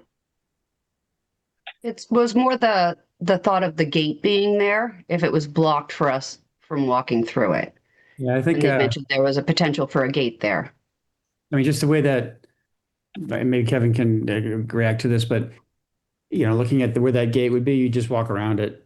Like, it's Yep, not, it's like the fine. gate, it's not a stone wall next to it, or, Right. so it'd be, a gate would It be. wasn't on the plan, it wasn't on the rendering, so I couldn't really like. No, I understand. But It's a great question. That's the right question, I think. Yeah. And so the idea is like that would be, if that happens, and that's just a discussion, but if that doesn't happen, you'll just be walking by a sign that says, do not enter or something like that, for a car. But if it does happen, you'll have to walk. You're not walking, you just have to go 2 feet around, the post at the side of the road. right now I'm walking through potholes and 3 feet of snow, so that's fine. Yeah, I think it'll be an upgrade. from our perspective is we welcome the pedestrian walks. I mean, we're trying to activate the property. The only concern is, and Kevin, I welcome your input, but just making sure that people can continue to walk that safely with the fire trucks and whatnot. So Yeah, I think wasn't said earlier, but the intention would be not to prohibit people from being able to walk for multiple reasons, both for people's enjoyment. We know a lot of people take advantage of that space, mostly multiple times a day, which is great. And I think to the point, like Tim, you made it, and Breg, would just be gate here and make sure there's a clear so people can walk through on the side of it. And I've seen it done before, and it's not a heavy lift, especially when you have that ability up at the top to create that area for people that can walk around it. and now you have a bigger loop with the trail. I'm very excited. I didn't even know there was a trail in there. I'm very excited about that as well. Don't try it tomorrow. It's not there yet. And Chair Moriarty, you mentioned about how inviting it would be, I think, from the other side, School Ave, with the improvements. My opinion, and we've talked about this, it was said activating the space is super important to the town. I think by continuing the lights and the sidewalk improvements, and creating a safe pedestrian path down, if anything, I believe it will lend to more pedestrian traffic down and through that area, and take advantage of that loop as well. Okay, thank you. Hey, Bob, can I squeeze in one more question? I'm sorry. Sure did. Just deliveries, food deliveries and equipment and, cost of business deliveries. Are you going to limit that so that, they don't show up at 5 a.m. backing up a big, truck, and then, how, do you have a plan for that? Yeah, I mean, it would be very similar to the trash disposal. So it'd be, we accept deliveries when we have people working, and during business hours. So we would do it on off-peak hours, of course. But the plan would be to have a schedule that, again, does not disrupt the neighborhood, but also allows us to run our business smoothly. So it wouldn't be too early and it wouldn't be too late. Great. Thank you. And your plan is for essentially the trucks to park near the disposal area? Yep. And then trolley over? Yep. Okay. And is there any concern with trucks being able to just make the loop, or would they turn around and go back the one way, or? I welcome Jay to kind of weigh in here. However, from my perspective, if it's during non-peak operating hours, I would say whichever is kind of the easiest and least disruptive to the business. But this might be just one of those things where you determine once we get operating. But Jay, I don't know if you've thought about that or if you have any thoughts. Yeah, to know. I mean, the driveway's been designed around these size trucks that Brig expects to come to the site. And with the dumpster door closed, I think that they'll be able to pull up to that pretty close and be out of the way for people to maneuver. If I had to estimate, there's probably about 55 feet from the dumpster to the curb line. So that should be plenty to fit a truck and then a car by. Okay, and then the trucks would then continue on and go around the loop and out, as opposed to backing up. I'm just wondering about the normal beep beep beep of trucks backing up.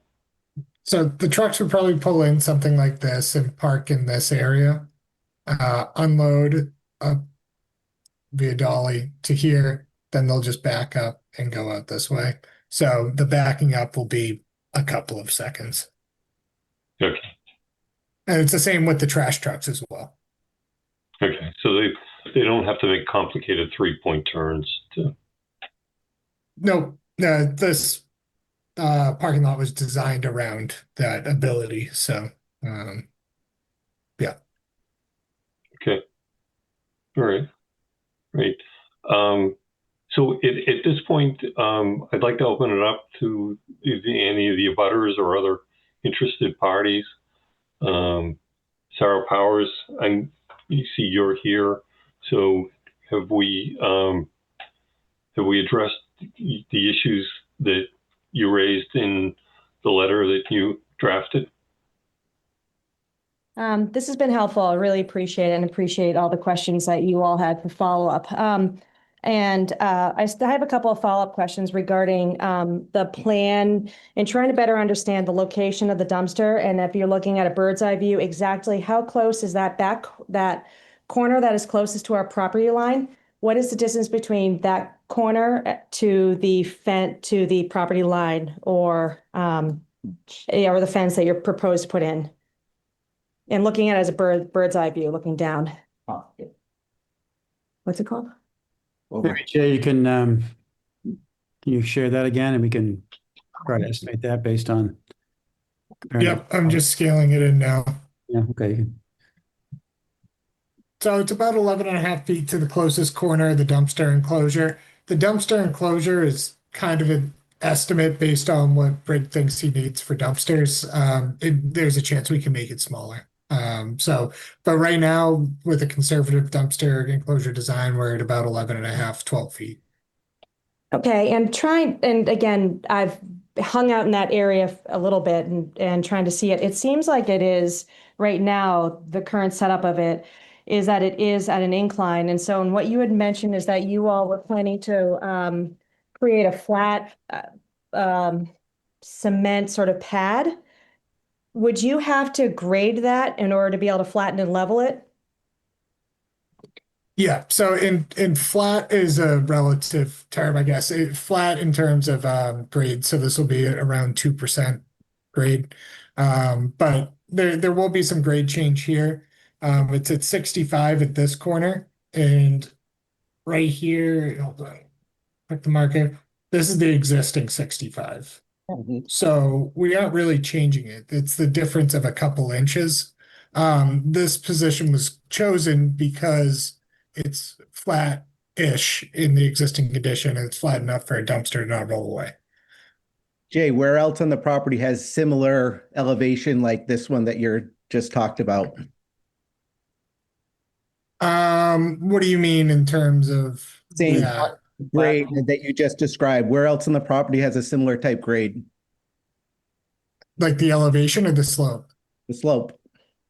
So the slope across the site is generally a 5% running slope with a 2% cross slope, which is what these contours show, and that follows existing. We're not changing existing much, a couple inches to a foot in some locations over here, and that's just for the ADA access. And we can't change the grades much on this site because of high groundwater. We don't want to cut into the groundwater. And we also need to leave enough room for our subsurface stormwater system. Oh, absolutely. There's really not anywhere flat on this site. The flattest spot is up in this wooded area and back. Where you're putting parking, correct? Where you guys are putting in parking is another relatively similar type slope. Correct. Up in this area here.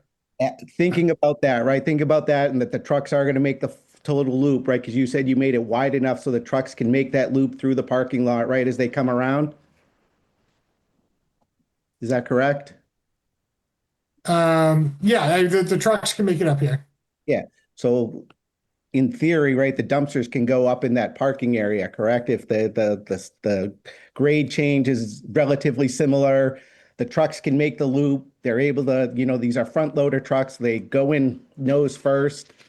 They would still have to back up just like they would at the other spot in order to then exit.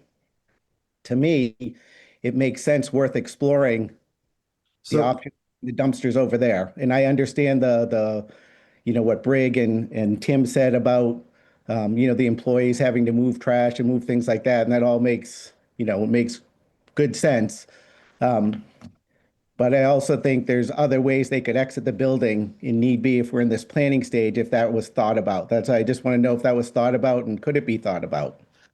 Appreciate your comments, Chris. And Jay, feel free to chime in as well. I know Tim might have a comment, but I mean, Chris, we mapped out this entire site and did ask the same exact questions and tried to figure it out. And there's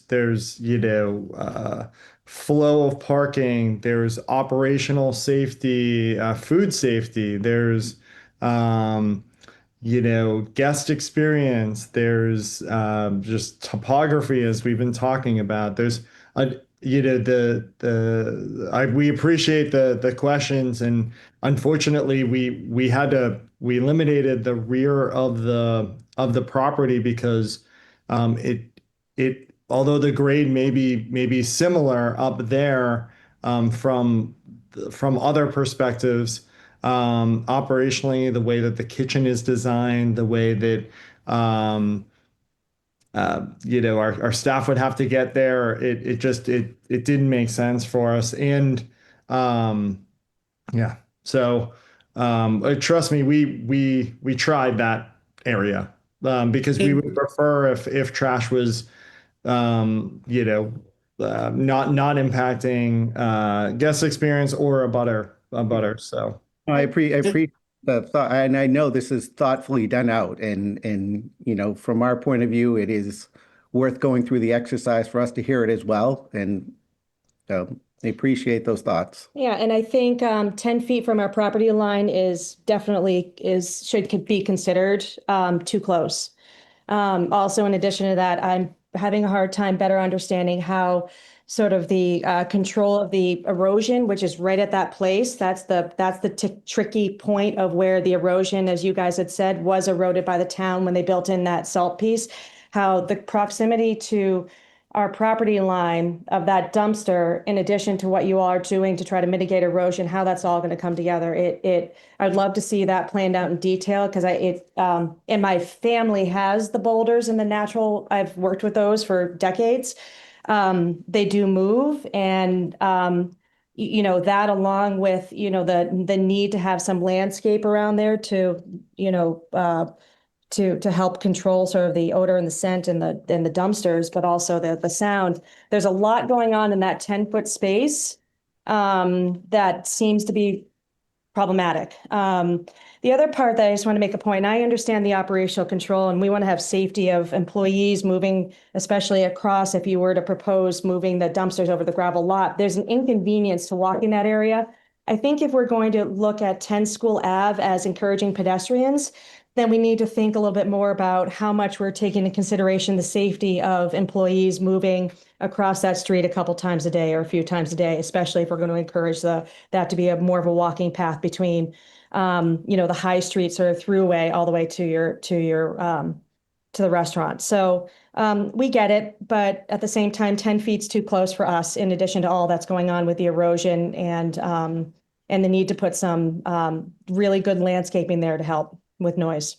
Because the noise does, no doubt, bounce really around because that's in close proximity to all those buildings, and it's doesn't take much noise to make it sound like a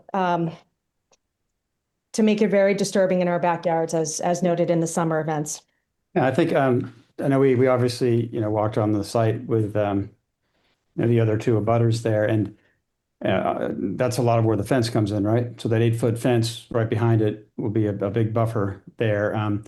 So I think that's a key point that we are doing that at our expense to put that fence in. And when I look at the chart, the drawing here, I don't know if there's a way to move it a little bit closer, like so 11 feet becomes 15. If it's that's a question. I mean, I don't know whether parking, do you lose a parking spot or something? I mean, that's something to talk about because we already kind of like Brigitte said, we've been through this, and having employees pushing trash up a big hill, it's just like it doesn't work, and we already kind of went through that. But that's to the corner of the fence, not the dumpster itself. These dumpsters are scaled in based on what waste management would use. And we put them in an orientation where they could easily pick them up. This oil back here is something that isn't picked up as frequently and is pumped out. The dumpsters themselves are more like 20 feet away. And they could probably even move another foot closer to the edge of the dumpster enclosure. Well, and it's at the, mercy of the person who's dropping the dumpster as to where it goes to. So, and I appreciate you all trying to get that as far away. I think the other concern we have is sort of better understanding the ventilation that's happening, because not only do we have a dumpster, but we are direct abutters to the kitchen too. So now you've got ventilation, and I understand, appreciate you all mentioning the fact there's another restaurant. We don't smell Alex's, but you all are much closer than Alex's is. And again, the fence is going to be helpful, and that's amazing. We really appreciate that, especially for sound. But now you're asking us to really, be nimble with not only dumpster smells and the ventilation smells. And we just pray to God that the rodent population keeps down and that those fences help with that part, and that the erosion, that everything can work out, that the erosion can be mitigated with the location of this dumpster too. So it's a tricky place. That's a really, really tricky corner. We get it. It's a funky property, but I think there is other opportunities to look at other places where you can flatten the space and conveniently put the dumpster elsewhere. I mean, you've both mentioned the possibility of looking at a different location. We're trying to be, very straightforward that we've done that. I mean, we've kind of been through that. We've tried to share the logic. And so we can go through that again if you'd like. But I think this is a location that can work. Now it's a matter of, so I think it's more about trying to improve this location in a manner that makes it less concerning to you. And I think the fence goes a long way. But I'm just looking at this. I mean, if we can move it a foot or two closer, and if we can have why is the enclosed area bigger than the dumpsters, right? We could easily, because your point's right. I mean, they could push the dumpster to the back, right? That would make the dumpsters closer. So we could make it smaller, I think, right, Jay? I mean, it's oversized right now. Yeah, no, it's definitely bigger, just leaving some room. Yeah, and really, to be honest, it wasn't. We didn't have discussions on make it bigger. Just sort of, I guess, to have plenty of room. But we could, I think, move it a ways and make it a little smaller, move it out, and then the fence, and then like the erosion back there. Like I said, I met with Richard. He's the local contractor, right? 100 yards away, whatever. We could potentially meet with him there, but he looked at it. He feels comfortable. He can, he said basically, Tim, I've done this project 100 times. I've done a lot of harder things than this, and so I know how to handle this. And so I think maybe you can take a picture or something, show another one he did something like it, so you can better visualize that. I understand. Like we are familiar with using the rocks for because of Sarah's parents' place in Maine, and it's worked. It's been wonderful, right? And it's cool looking because it's all natural, like you described, and that's kind of cool. And that's always in the back of your mind, like making it look natural and appealing to the eye. And so, we appreciate that and think it will look cool, and it's more talking through and have a better understanding, and knowing that you guys are thinking about this is helpful. Yeah. And we'll try to, I guess, we'll, next time we have our committee meeting here, not committee, whatever we're calling our group, we meet regularly, go through all this stuff. Project group, yeah. Project group, right? Yeah, I just came from a committee meeting earlier, so I'm done. But I think so Rick, Jay, we get to look at what can we do in this area to move it further away from the property line, and then maybe I'm thinking maybe Jay could be helpful in this, and like if you have in our meetings, been very helpful going online and showing things, from different projects, like what would it actually look like back there with a bunch of rocks, just to kind of, I can sort of visualize it, but sort of, and to show that. So maybe we can do that as a next step, because we had the meeting with Sarah and Chris and Deborah and Mike, and they sent us communication as well, which we received today, and we plan to respond to that, and so we can do a little bit of work on this, and and then make it together again if you want. But I think we just want to be straightforward that we just don't think it's realistic on that point to move the dumpsters for all the reasons we talked about. So it's about trying to do our best within that general location.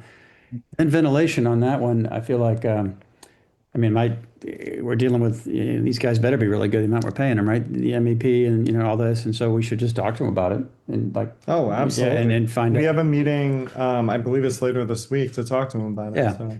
And so we, we'll do that and see what they have for suggestions. I think, I don't know this, but it feels like, it depends which way the wind's blowing, right? And so if the wind's blowing the way that goes right to your house, you're going to smell it. If it's not, you're not. So I'm not sure we can do things, but if you vent something this way and then the wind takes it the other way. Yeah, and now, again, not to throw it. So now we're not only if the wind blows this way, we're smelling the dumpsters and the ventilation. So I'll leave it. Yeah. But all right, I think that's it. Do you have any questions? No, and Yep. I think from our point of view, it is, Tim and Brig, it's going through the process. We have loved and appreciated being able to talk with you and have back and forth dialogue, and knowing that the thought process is so thorough, it's helpful, right? It's reassuring to know that, that dialogue can be open, and we're realistic, right? Not everything can happen the way you want it to happen, right? That's not realistic, but we want to be able to have the conversations and hear what the thought process is. And so, we appreciate that. Well, thank you very much for that. And we know, obviously, we've met, multiple times, and we'll keep doing that. And it's just, kind of the obvious overriding point that comes to mind for me is it's not a great lot.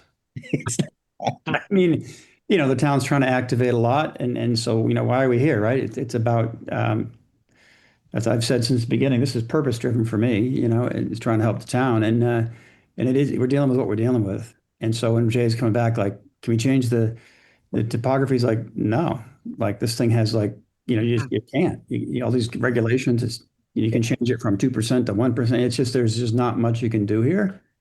Is that a fair way to say it, Jay? You've been pretty clear. Every time you have an idea, it's like, no, there's restrictions here. You can't do that.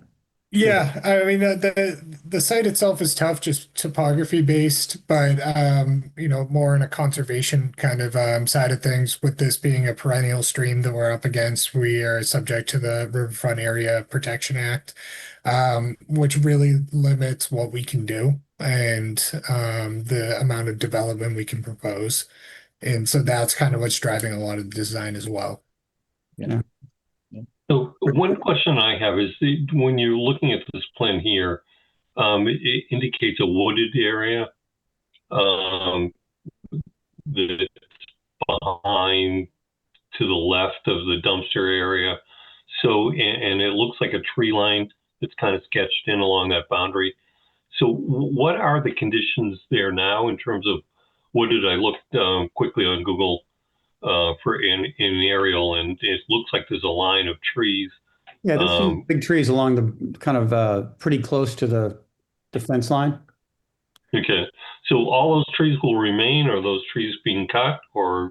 Yeah, we talked about that, in a meeting there last Thursday, and the thing is only to cut anything that's basically dead or, a health hazard. So to keep them.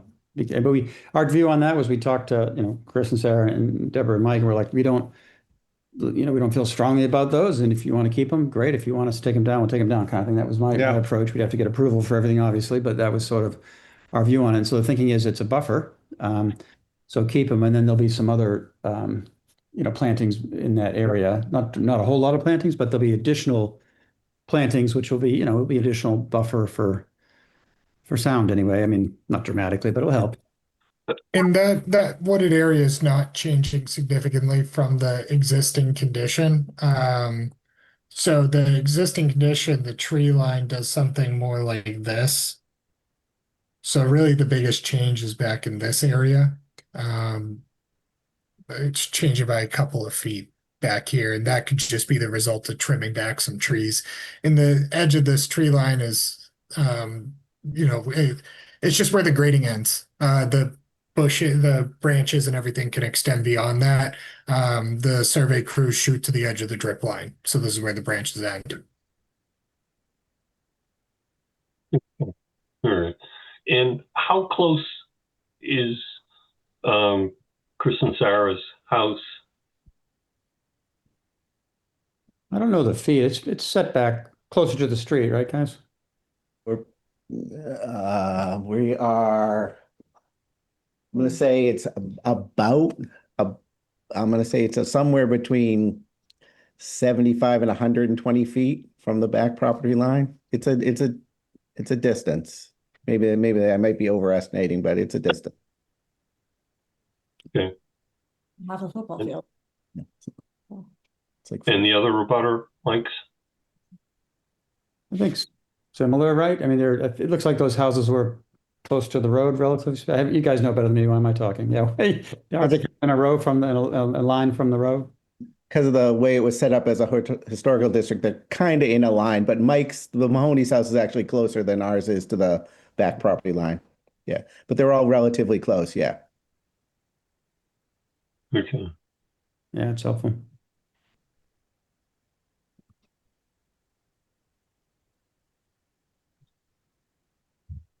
It's more fun to speculate. We have to just See how good my estimate pretty was. cool. I got to learn how to do this stuff. So it's about 90 feet to where the dumpster enclosure is going to be. So about, 65, 70 to the property line, and then They're another 21. about So they're 20. 21, Jay. So that's Mike's. Oh, okay. Give me 1 minute. Let's see, we're 120. We probably start from exactly. Oh, 125. Okay. Pretty good guess. Yeah, that was pretty impressive. Yeah, you're out there pacing it every night. We know. I just know how far I can throw the ball for the dog. Right. Okay. You bounce it off the fence now. And is there anyone else who wants to ask any questions or has any comments? Mark? Yeah, just a tiny little point. The plan is referring to this as a central residential district, but it's not. The town meeting added that lot plus the box top lot to the business village. So it's just a minor point, but maybe on the plan set, you could include the business village instead of central residential. It's a pretty key point. Yeah. Thank you. Okay. I mean, we did it specifically so we could have such an exciting project coming along. Oh, it's yeah, we are aware of that. It's probably, I don't know why that's there. So apologize for that. Yeah. Thanks, Martha. Okay. All right. Anyone else? Sure. All right. So, I have one, Bob. oh, yes. I just, Zilly Boujou, I guess a butter with sort of, not exactly, down the road with Zoomies. Speak with that hat on today and just say, I think this has been really thorough and I appreciate having been invited to like the pre-meeting forum where you're informing people, similar to what Chris and Sarah just said about giving opportunities for back and forth. And just some adjustments you've already made in response have been great. So I'm very impressed by this presentation tonight. Thanks. Thank you. Thank you, Zoe. Thank you, Zilly. All right. So we've gone a little over 2 hours now. And so I think that there are a couple of areas that you're going to look at in terms of the particularly the dumpster location areas. Do you anticipate having specs for the lighting soon, or? Yeah, I think we can. I can't give you the exact day, but we have started that dialogue. He sent the contractor sales guy, I guess, sent us specs on them, right? We just hadn't engaged and gotten a quote and taken the next step. So I just need to dig up that email column, and I think we can do that real quick. Yep. Because we've already talked to him about it. Okay, all right. And Lynn, what do you anticipate for stormwater? The Conscom is leading that effort since the majority of the property is in jurisdiction. And so a peer review engineer has been selected. He has all the materials. And so he's going through the review right now. Conscom is going to have them on the agenda for their next meeting. And hopefully all the comments from the engineer will be back and addressed by the applicant's engineer, if there are any. And then their input will be given to your board to take into consideration for the site plan review.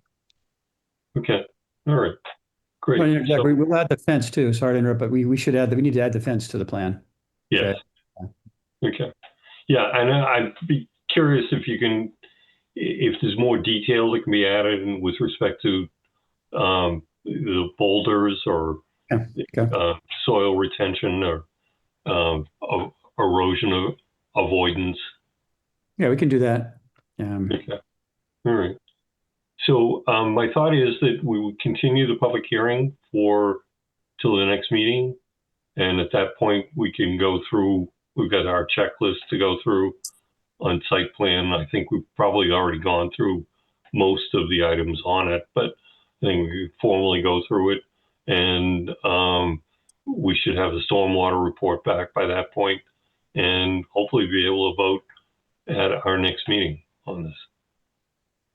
Thank you. And just on that site visit, just a welcome, if anybody wants to do that on Thursday, not whatever, just wanted to make it available because just seemed to be a pragmatic, practical thing to say. Yeah, we're going to be people there if you want to look at it. Okay, well, we'll do our best to move very quickly so dumpster location, lighting specs and so forth, fence, erosion detail in that area. That's good. We'll get on that. And wanted to mention that on the peer review that the Conscom requests that are required. I've received that. I read it this morning. I was tired of meetings today, so I plan to tonight or tomorrow morning, or I'll approve that. I quickly looked at it, so that's going to get approved by me or whatever, accepted by me, tomorrow. Okay, great. Okay. I move that we continue the public hearing to our next meeting, which will be February 24th. Is there a second? Second. Okay. Roll call vote. Jody Kleiniff, Yes. David Merrill, Yes. Dave Moniz, Yes. Rosie DeCipio, Yes. Bob Moriarty. Yes. Well, there's just one question. Will that be after the duck boat parade for the Patriots? Is that? Is it coming through Topsfield this year? It's starting in Topsfield. You got a root, Yes. No one thought we could win in 2001, so No. All right, great. Well, thank you all. Thank you. Thank you. Thank you. Good night. Good night. Okay, next item on our agenda is a joint meeting with the planning board, I believe. Yes. Okay, so is I don't Martha think convening her board? Yes, I don't have to repeat all of that introduction, but I'm happy to call the meeting of the planning board to order. And so we can get going. This is our annual discussion of zoning, potential zoning bylaws. I'm happy to report that we can cut it down a bit from, what we originally were thinking. So, Lynn, do you want to put the list up? Yes, I am trying to pull it up right now.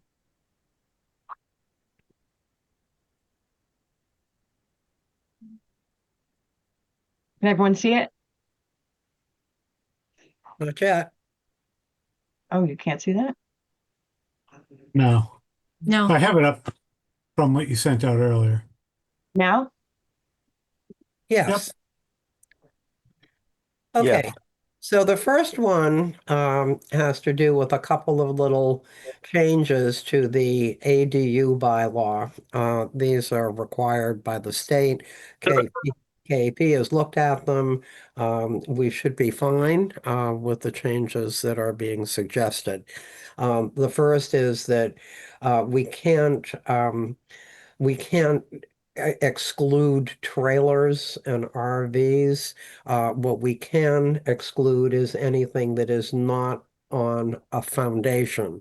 And it doesn't, and we can't say, excuse me, a permanent foundation. It's just on a foundation. So we're fixing that. And then the other is that I guess they didn't realize that no place in Topsfield is within half a mile of a transit station.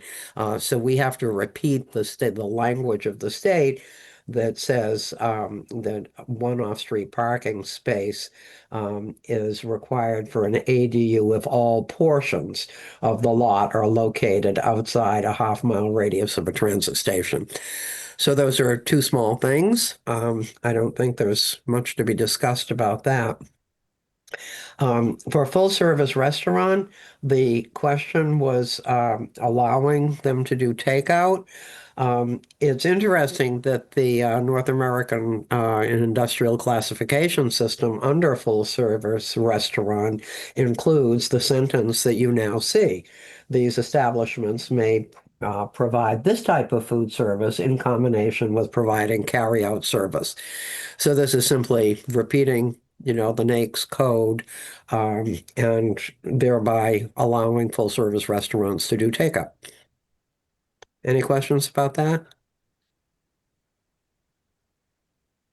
No? Okay.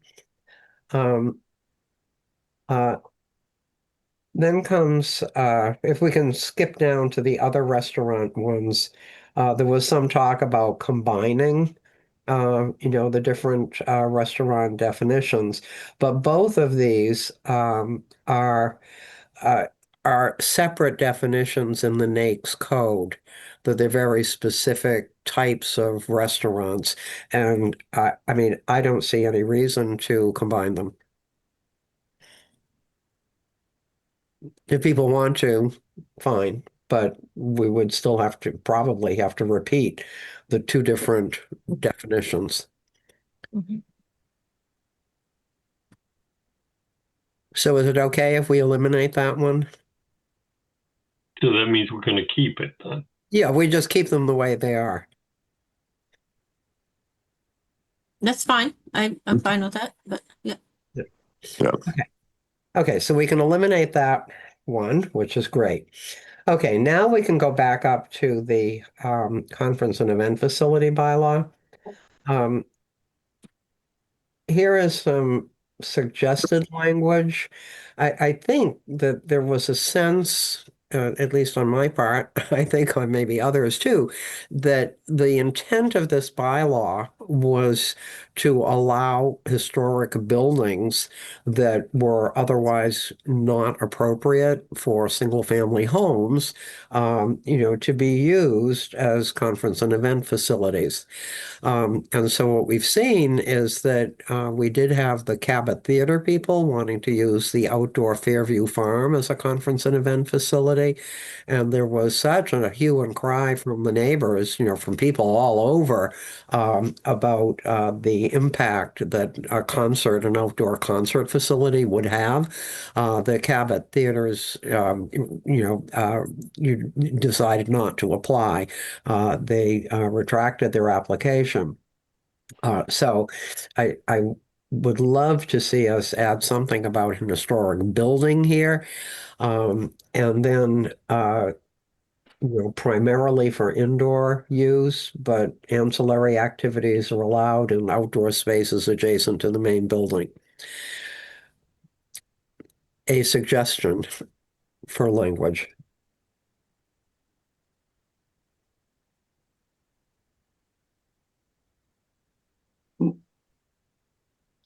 Madam Chair, is it okay if I ask a clarifying question? Oh, sure.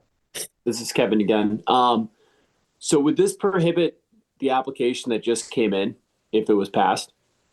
No, it's certainly they're already in. Yeah. But a future like project. So if we have somebody who wants to either improve an existing building or redevelop a site for a restaurant use or an event space, unless it's a historic building, this would prohibit that allowance. Is that accurate? Yes, I would say so. And again, the concept here was to try and use structures that we want to save. And if we want to make any, if we want to alter that historic building in some way, as I say, I'm not totally, committed to this language. But the point is that this was designed to preserve structures that are special and structures that make up the character of Topsfield. I don't think we ever considered it to be something that would be other than that. Would the good folk space downtown not? Yeah, that's an historic building. Okay. It's by definition of the historic district or by the building itself? No, it's not in the historic district. It is on the historic structures list, which is what a historic building is. And we have something like over 200 structures, on the historic structures list, and they're scattered all over town. But a similar property, if it's not on the list, if somebody wanted to put a similar type of use in the downtown and use the event allowance to do so, that would be prohibitive. Well, just about every building in the downtown is old. Most are, the smaller structures downtown, they're all on the list.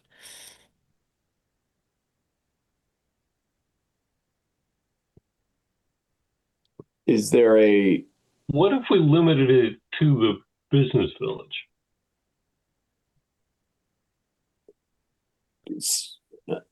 Well, conference and event facilities could only be in the business village? Yeah, or except, maybe historic buildings anywhere, but other than that, within the business village? Sure, that works for me. Would it be possible to maybe discuss with the select board, as this would be a significant change? And I know they're not necessarily aware of this, and the number one town goal for the last 4 years being economic development. I just wonder if it's appropriate to make sure that they have an idea of what's being considered and be able to weigh in on the conversation as well. Well, I think one of the big issues here, and the reason that we even started thinking about it, is that we did have the Cabot Theater, and then we had the wedding tent at Alpha Farm, and we've had all of the problems with the Connemara Farm, all of which involve conference and event facilities. We're aware of other potential possibilities that we would just as soon not like to see, because wherever we end up, whether it's through conference and event facilities or the fair, wherever we end up with a lot of loud outdoor activity, there are lots of public complaints and lots of trouble. So I think the idea is to try and figure out how to preclude the proliferation of outdoor, freestanding outdoor locations that have music and are disruptive to the neighborhood, which we don't want to stymie development in any way. But what we do want to do is be sure that the development ends up not creating problems for neighborhoods or, for the town in general. So, Madam Chair, if I could just respond. I know that after going through the process, which was appropriate, we had to go through a process with Connemara Farm. we've had not a single complaint, at least the select board to town administrator's office, with the end result of what work was done by the ZBA, this KP Law, and at the end myself. And I think we referenced Alfalfa Farm. I know that they withdrew their special permit, possibly indefinitely, but more likely, based on the business model, they likely, once they have a better refined plan, will come back. And in order to ensure likely the success of that small business, that probably is a significant piece of what their business model will entail. Doesn't mean they're going to get it, but if they're not able to figure it out. But I think precluding that even to be considered would be a detriment to that particular property, but also future properties like that. And I know you mentioned the Cabot Theater a few times. I know the general manager at the time. This was a temporary proposal that was during COVID specifically. They had no intention to keep it going necessarily beyond that. And I know that as soon as there was objection, because it was a little unusual, right? Open air, drive-in concert, that it was withdrawn very quickly, as there wasn't an appetite for it. So I know you referenced 3, but I think the process on all 3 has already shown that through conversation and modifications of plans, although it's not necessarily an easy conversation, we've been able to achieve some success with some of the economic goals as a result of the flexibility that current bylaw as written provides us. Yeah, well, I know Connemara has had to invest heavily in all of the efforts that they've gone through to create something that's workable, and I certainly hope that it continues. But again, the reason that this came up was essentially to try and get back to the original intent of this bylaw that we saw kind of expanding beyond what its original intent was. If we don't want to change it, we don't have to change it. But I would like to hear from, other members of planning and zoning, what they think about this. Well, I can say, having sat through all of the Connemara farm, the alfalfa farm, and everything, that it does seem like the boundaries have been stretched a bit in terms of the definition of a wedding venue in particular. And I understand why it brings in money. And so I can envision where a property with any sort of acreage or whatever, where someone might want to come in, whether it's because it's not subdividable or whatever. And I mean, our property, for instance, with 12 acres would want to come in and make it into, something of that nature. We would fit because we are an historic building. And so I can understand that. And then I look at the Coolidge estate, and again, another example. But if that building were torn down and somebody wanted to buy the land and turn that into a new building with a wedding venue, would that be appropriate? And I'm not sure it would be. And I'm not sure I would want to endorse that. So I personally like the idea of kind of restricting it again and clarifying the definition of it. I don't mind the idea of allowing it in the business district as well, or whatever, to give it a little bit more leeway. But I like the idea of further defining of what it entails.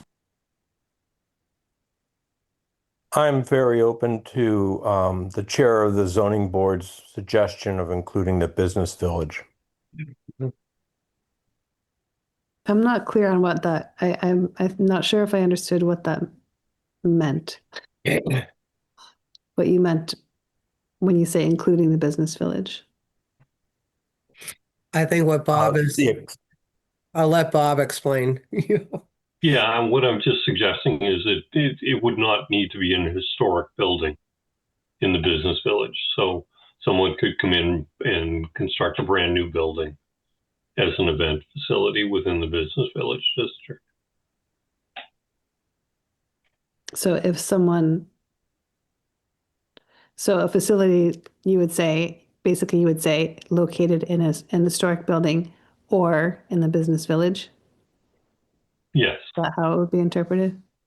yes. So What really bothers me is the concept that anybody can put there's a facility of this type anywhere in the town in the middle of residential districts. So that's what really concerns me. Because I just think that, if you live, just because you happen to live next door to an 11-acre site, somebody can say, well, I'm going to put in a conference and event facility with a wedding tent, and we're gonna have parties every weekend, and too bad. I just don't think that that's what Topsfield is about. on the flip side, so I've missed our last planning board meeting, so forgive me if that would have been the right time to share my thoughts here. But I do remember mentioning, just as an example, like my own wedding was at the town commons when it was first under the current owners before they really did it all up. And we had dinner outside under a tent next to the building with a speaker for our toasts, making our toasts, and some amplified music, just casual music. We went back inside for the dinner, for the dancing part. This would prohibit that, as far as the way I'm reading it. No? No. No. Why would this not prohibit that? Well, ancillary outdoor activities are allowed. With And- non-amplified music media Yeah, or speeches? non-amplified. And that tent was not on the commons property. That tent was on the neighbor's property. And when the neighbor decided not to do that anymore, everything was confined to the commons that actually had the conference and event facility permit. And they actually didn't have a conference and event facility permit when you were married there, Yeah. because they were operating under a grandfathered use. And so when the tent went away, they moved everything indoors, and there were very few complaints because it was all indoors. Subsequently, they did go to the zoning board, and they gave up their grandfathered use and got a conference and event facility permit. And that is, they have their weddings, the ceremonies outdoors, and then everything, the dinner, the dancing, and all of the activities, are in the building itself. So I think what I raised that example is like just imagining scenarios where things could take place that, I think because then the other one was, we talk about the Coolidge Estate as a place where, a conference and event facility might be very well situated there. I think it could be, I don't know. So there's such a broad application of this that when I look at the biggest thing for me being like the non-amplified outdoor anything, I understand the concern when it's in a neighborhood and disruptive. I also think we had the noise, based on decibel level of noise restrictions in place already, like in times that you're not to be above a certain noise level already, that I'm not so sure how I feel about putting those limits. This is also coming from, like Kevin kind of brought it up, like I sat on I know you guys have sat through, the ZBA has sat through many, many long meetings about the Connemara stuff and all of that. I was participated in the master planning committee. And because the overwhelming feedback we got from the town people was, about like, it was always trying to strike that balance of like, we love our Topsfield character, let's keep it. We want to see more options and activity and fun things to do. I know this is, I'm sort of talking in circles. I'm really just thinking out loud. I apologize. But I just am wary of anything that's adds a limit that could be more case by case as it is now. Be handled more on a case by case manner as it is now. Well, I can comment something that I've been thinking about. In our bylaws, our table of uses, amusement and entertainment services, whatever those are defined as, and I can't find a definition anywhere, for them, they're not allowed, period. Well, maybe instead of, trying to manipulate the conference and event facility bylaw into something that can be used to provide entertainment and amusement and all of that, any place in town, and that this is the real issue, it's the any place in town. Maybe we should be thinking about limiting the conference and event facility as we have, and actually developing a proper entertainment or amusement or whatever we call it facility that could be confined to the districts that would not likely be disruptive to residential areas. And that would require coming up with an altogether new bylaw, but a new use with a proper definition. But I think what bothers me is trying to use this bylaw that had an initial intent to create other kinds of venues and other kinds of centers and event venues and so on, when that's not what it was supposed to be. So maybe we need to come up with something else that allows, say, in the business districts or, something like that, for, concert venues or whatever kind of venue we're talking about that people want. Is that crazy, everyone? Madam Chair, could I ask a second clarifying question? Sure. Actually, I have a couple. One, I do want to make a point that 10 ambient is the state standard at the property line. And so if it's a quiet area like the downtown at night, 10 ambient's basically you and me talking in the parking lot after a select board meeting. So there are certain limitations based on the activity that's taking place, but at Route 1 or near 95, that's going to be significantly different. But that is a state standard that I just want to remind everybody of, that protects the quiet enjoyment of neighbors, that the state realizes is a reasonable amount of noise. So zero sum, no noise outside is a very much higher or deeper restriction that would be required if implemented. The other point I just wanted to make ask the question is, we did go through the master plan process, and I know that repurposing space, activating space was something that was a big component of it. Now I have to revert back to it to see exactly, as we're having this conversation, if this is in line with it. But I don't know, has anybody referred back to the master plan that was adopted by the planning board a couple of years ago to see if this is the new bylaw changes would be part of the recommendations that the master plan made?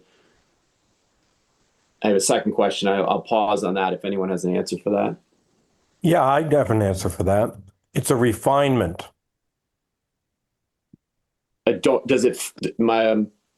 Steve, is that actually, but relative to the master plan itself, is this something that was one of the objectives?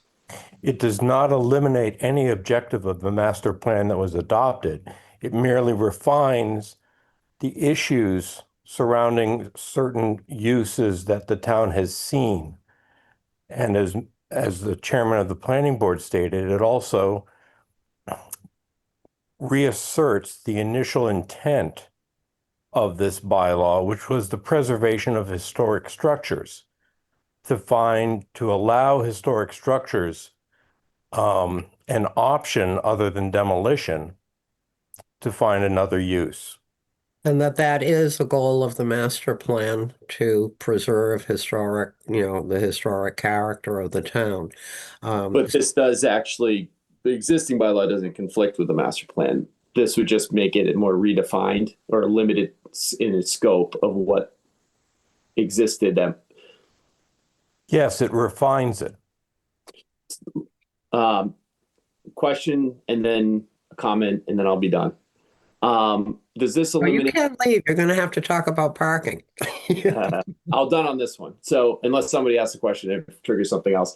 Route 1, if we were looking to repurpose property, because that's also part of our collective goals, and someone wants to put something in there via special permit, say they want to repurpose a space into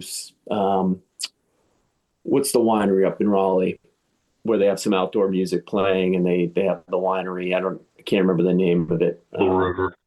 Thank you. Mill River.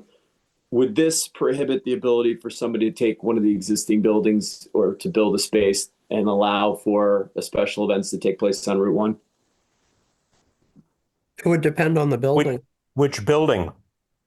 Unilaterally from the town line to town line. If it's an historic building, no, not at all.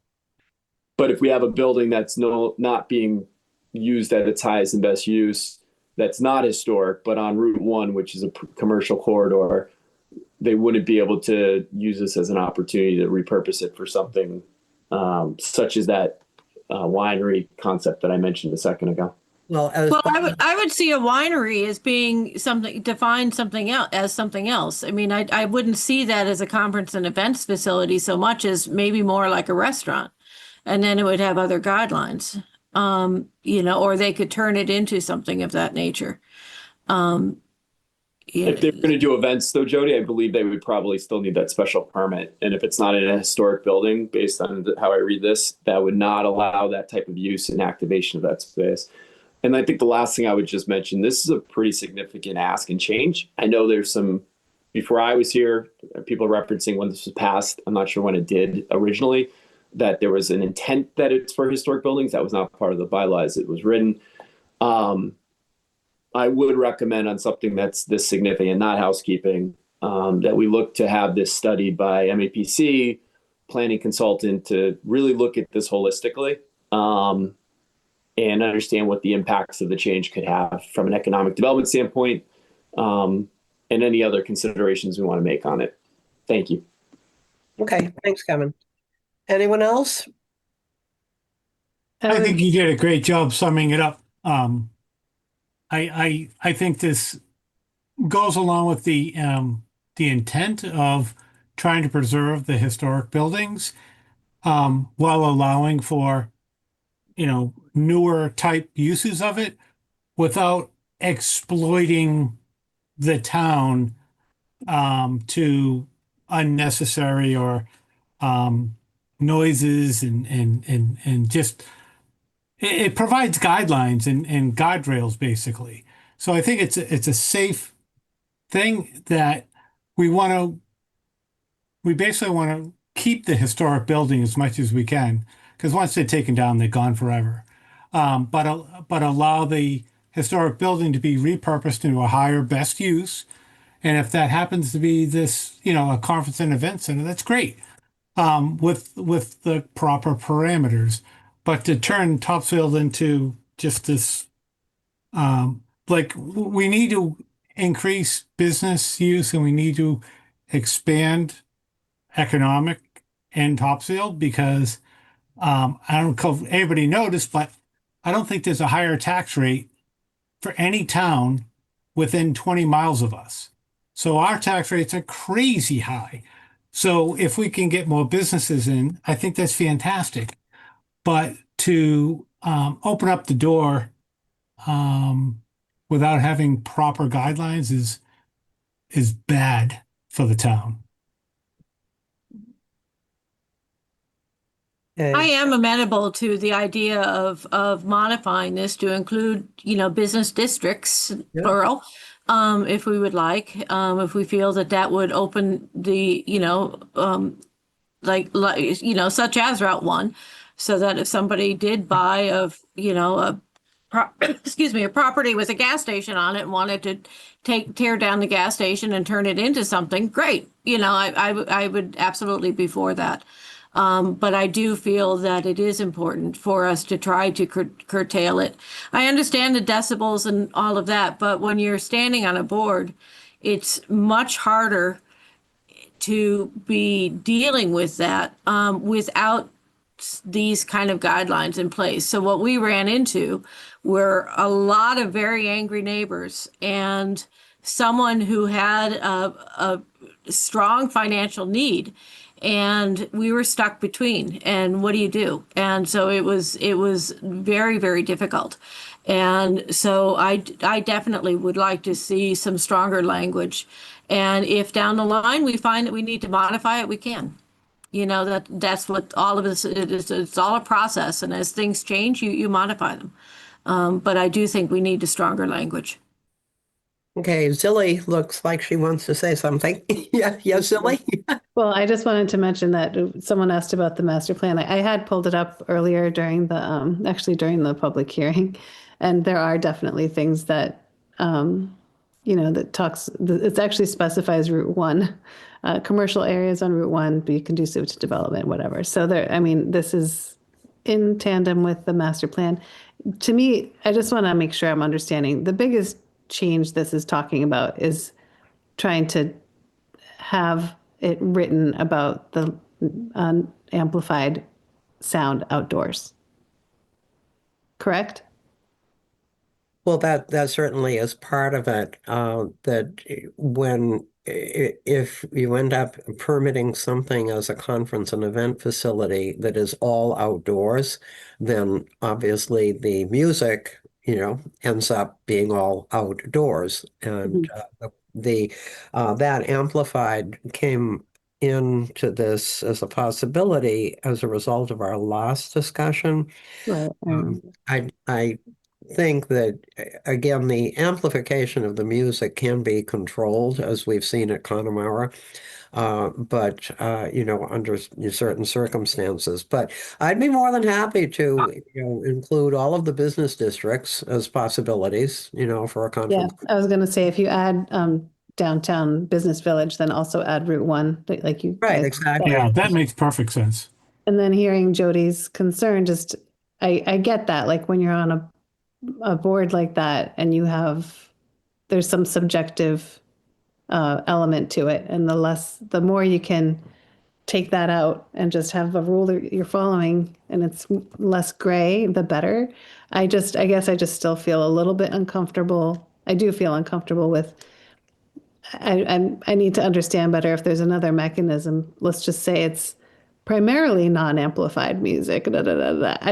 I feel like I don't want to be so limiting that then there's this case where someone then just wants to have a one-off something or other that would be fine. Nobody would have an issue with, but this says you can't. That's what I'm being cautious about. Fair enough. Fair enough, for sure. And the amplified music was a result of a previous discussion. It wasn't in the original, concept, of this, that we didn't say anything about music. But there are a couple of things that we could do here. There is, some discomfort about, describing what in fact this bylaw was supposed to do. And I do have that other concept that if that perhaps we should look at another use in the table of uses, use that can be otherwise defined that could cover some of these possibilities, of opening up, places on Route 1 for event facilities or whatever it might be. We do need to keep in mind that I think, what have we got, 8? I mean, there are so many event facilities in Topsfield already that I wonder how many more are likely to want to show up. And I love the idea of what Tim's doing, providing either a big space or 2 small spaces. That's great. I mean, that's absolutely brilliant. But we do have so many of these conference and event facilities that I'm not sure that there's going to be a great demand for future ones, new ones.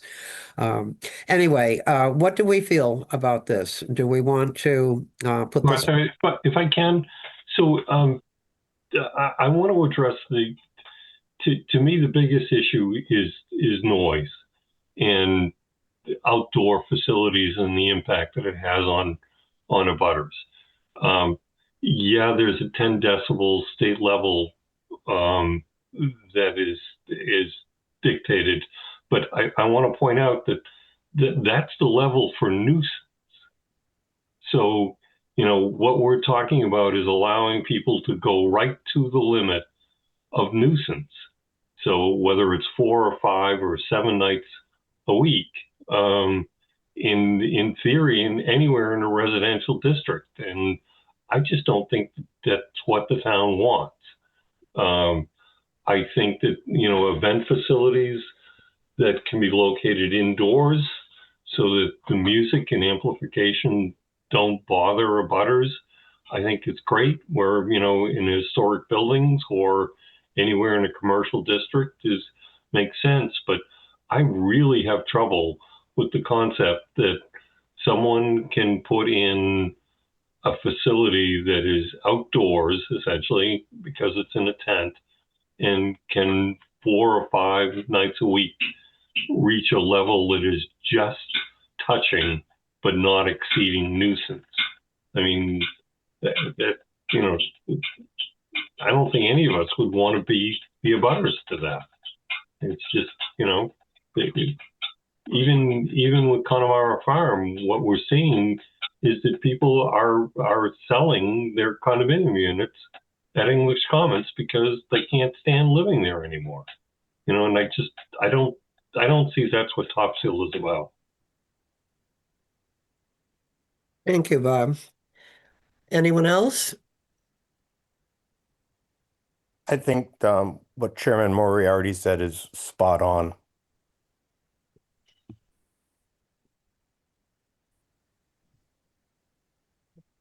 Kevin, your thoughts?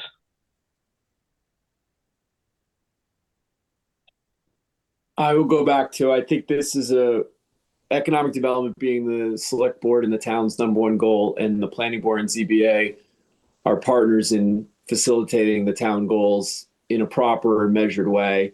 I appreciate the conversation. I do think this one is significant enough that having a third party review it, like we did with the master plan and helping us with those services, to identify the proper corridors, point to point. We're all putting really good suggestions on the table. Like, let's do Route 1, historic, not historic, outside, 10 decibels, not 10 decibels. All very good pieces of the conversation, but I think we can get a dedicated professional to maybe give us a recommendation that we can then pull and tug at. It might give us at least a better footing in what the changes might do from an impact standpoint, positive and negative. And it'll make sure that,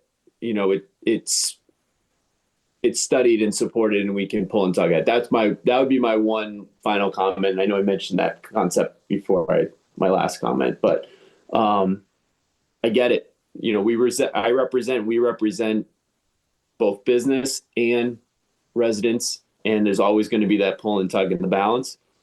And we always want to try to do the best to get it right. I'm glad for the conversation. I just think, there's a lot to it. And I think making sure we spend some good time on this is going to be really important to encourage proper economic development. Thank you.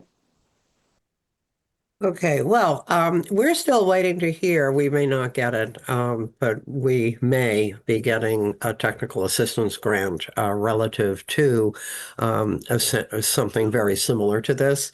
And it would certainly be, it would not be inappropriate should we get that grant, to ask, because this has to do with the historic redevelopment bylaw that we've been talking about, and that includes conference and event facilities, so that there is some crossover there. The concern, however, I think, and this isn't just something that popped like Athena out of the forehead of the planning board. This is in response to major concerns from portions of the community that their quiet neighborhoods either have been or could be impacted by this kind of, these kinds of facilities. And I do think we owe it to our citizens, to, protect them from nuisances and from a disruption. People have worked very hard to come here. They've chosen to come here, and have invested, their wealth and their lives in this town. And so I do think we need to consider, how the residents can be protected as we move forward with economic development. Anyone agree with me? Yes, I agree with you. I agree. I agree. Okay. Okay, so we can come back to this one and see if we do want to continue to play with this or come up with something else. But it's getting very late, and I would like us to get through the rest of these things. Okay, we're changing the special permit to permit in the scenic road bylaw, and that's not zoning. The big one is the accessory building. We have our building inspector has been asking us repeatedly to come up with some guidance about the accessory buildings. So in this accessory building bylaw, we have two issues. One is the issue of the fence for the swimming pool, because the building inspector has asked us to clarify that, and we have language for that. The other is the size. Now, I did some research, and you got it all here, that in Ipswich, they have a very elaborate system. It's rather interesting, by the way, that not many towns go into much detail about accessory buildings. That they seem to just happen, that they can be in a certain location. But I haven't found a lot of places that regulate the size of accessory buildings. You have all of the language from Ipswich. The major point is that it cannot be greater than 50% of the principal structure, and anything over 720 square feet requires a special permit. Well, the 50% of the principal structure is repeated in the Wenham bylaw. So both Ipswich and Wenham limit accessory structures to 50% of the main structure, the principal structure on the house, on the property. So if we were to include in this that the accessory building can be no more than 50% of the principal structure, it would make the building inspector extremely happy, that he would have a guideline that he can use. And it's one that two other local communities are using. Thoughts on that? Just so you know, a 40 by 70 corrugated metal accessory structure has been given a building permit on Hill Street.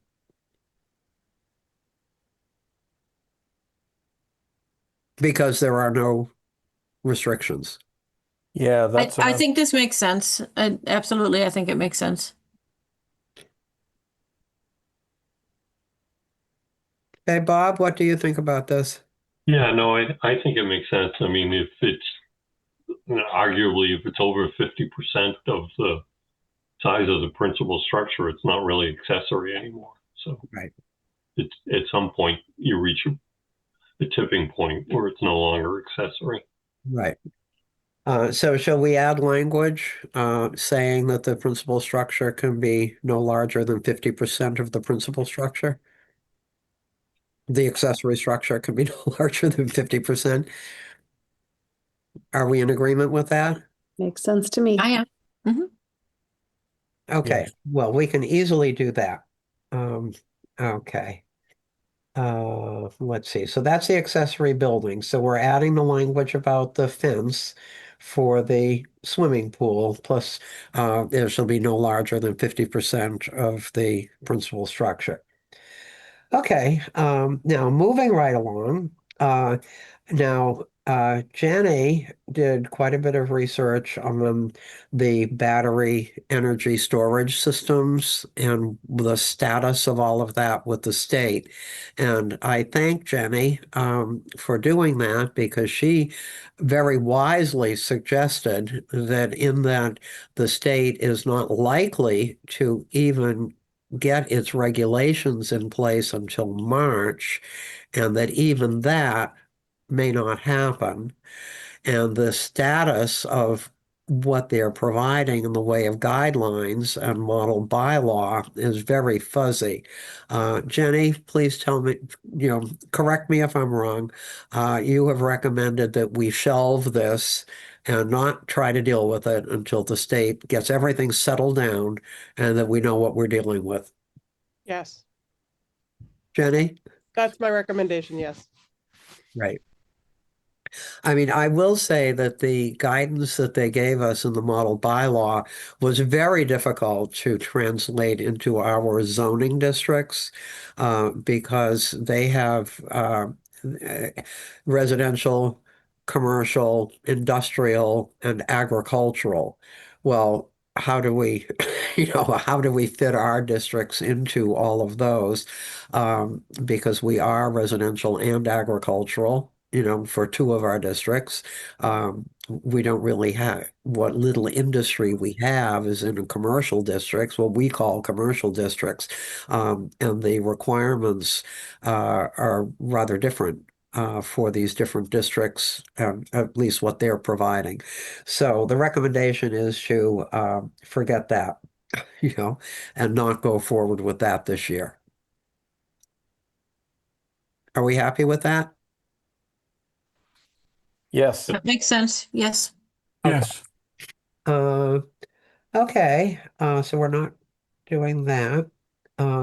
Okay, so that takes care of the bylaws, and I guess we are going to have to look more closely at this conference and event facility language if we want to do anything, if we want to go forward with it. But in the meantime, we have one other little bit of business that isn't a bylaw. It's the zoning appendix for site plan review.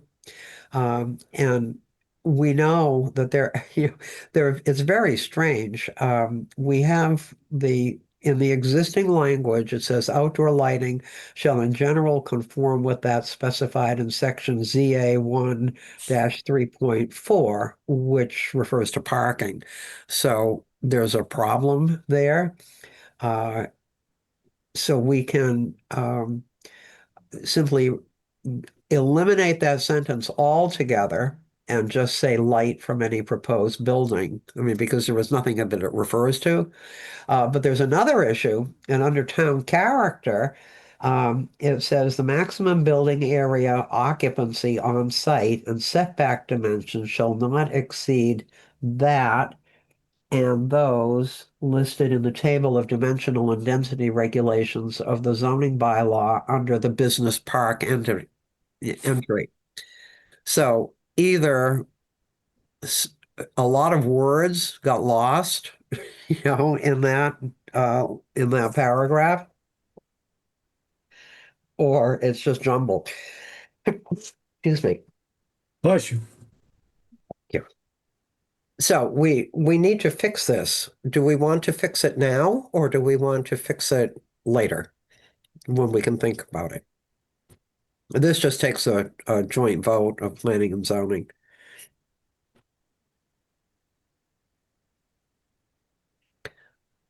Bob, where are you? I don't need, what is ZA 3.10? ZA Here. 3.4? No, that's Fund 2.3-4? yeah. That's parking. That refers to It's parking. It's the parking section. Yeah, That's just all. this town character section, where is this? ZA 1-310 in the zoning appendix for site plan review.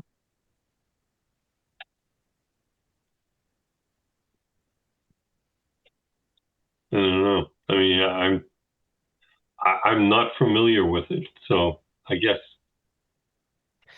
it hasn't killed us so far. So No, no, I mean, as I say, these were just, I guess when both planning and zoning were doing site plan review, the two boards, and I think this goes back to, was it 1993, Lynn? At least, Yeah. yeah, probably 93. Yeah. Was it 93 or was it 83?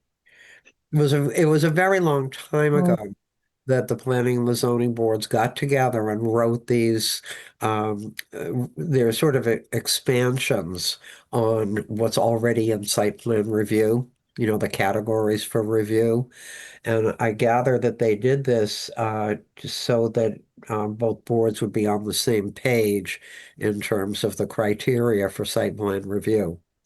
Um, so but this one town character is totally scrambled.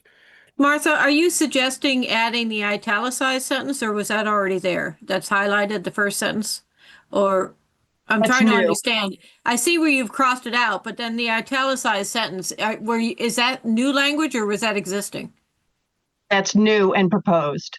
Yeah. Okay. Okay. So you're proposing that in place. I think that makes some sense. I would be fine with that. Because what's crossed out absolutely doesn't make any sense. It's Right, saying right. that everybody has to adhere to the business park setbacks and Yeah. occupancy. Something went awry somewhere over the years. Yeah. maybe that was when only the business park had site plan review. No, at one point, the business park, I gather, was exclusively the planning board's area, for issuing special permits and doing everything. Um, but this was all long before my time as to, how this all developed. Um, Very few people even know that this appendix exists. Including me. Yeah.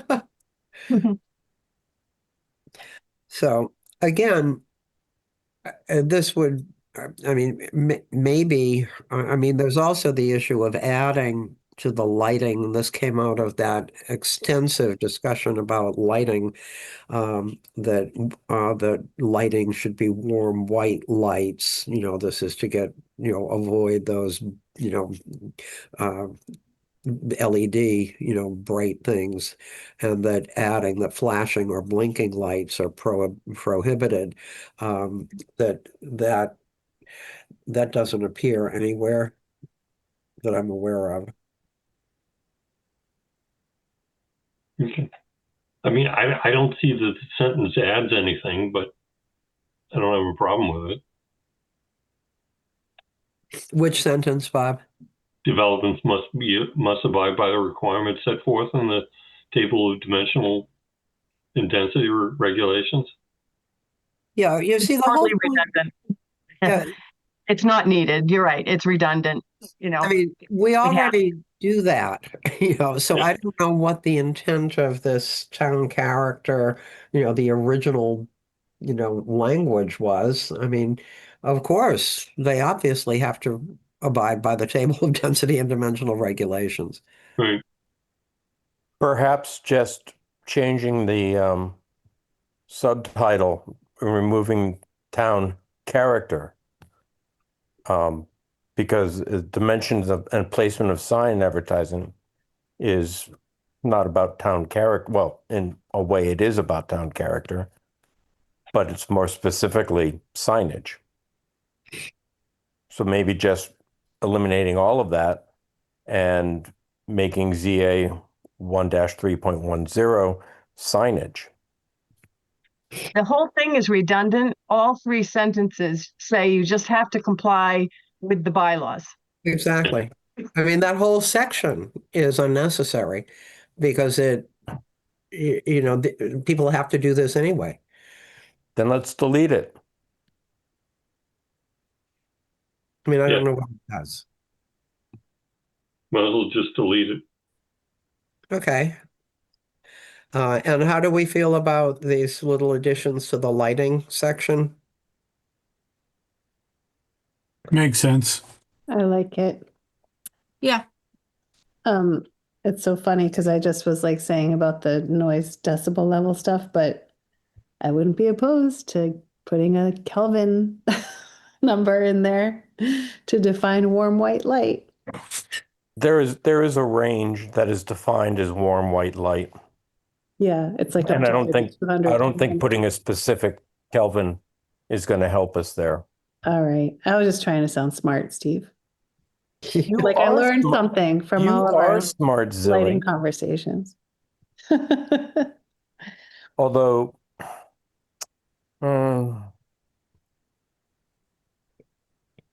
I'd like to see the language hooded or in there.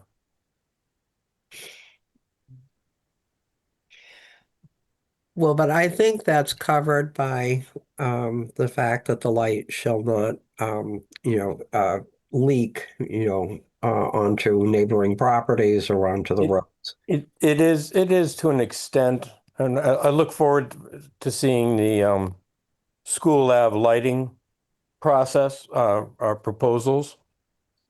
I had some thoughts, but I didn't want to speak up. You're already running late. Okay. Fine. So in terms of the zoning bylaws, uh, would anyone like to take a crack at doing something with the conference and event facility that is different from what we see here?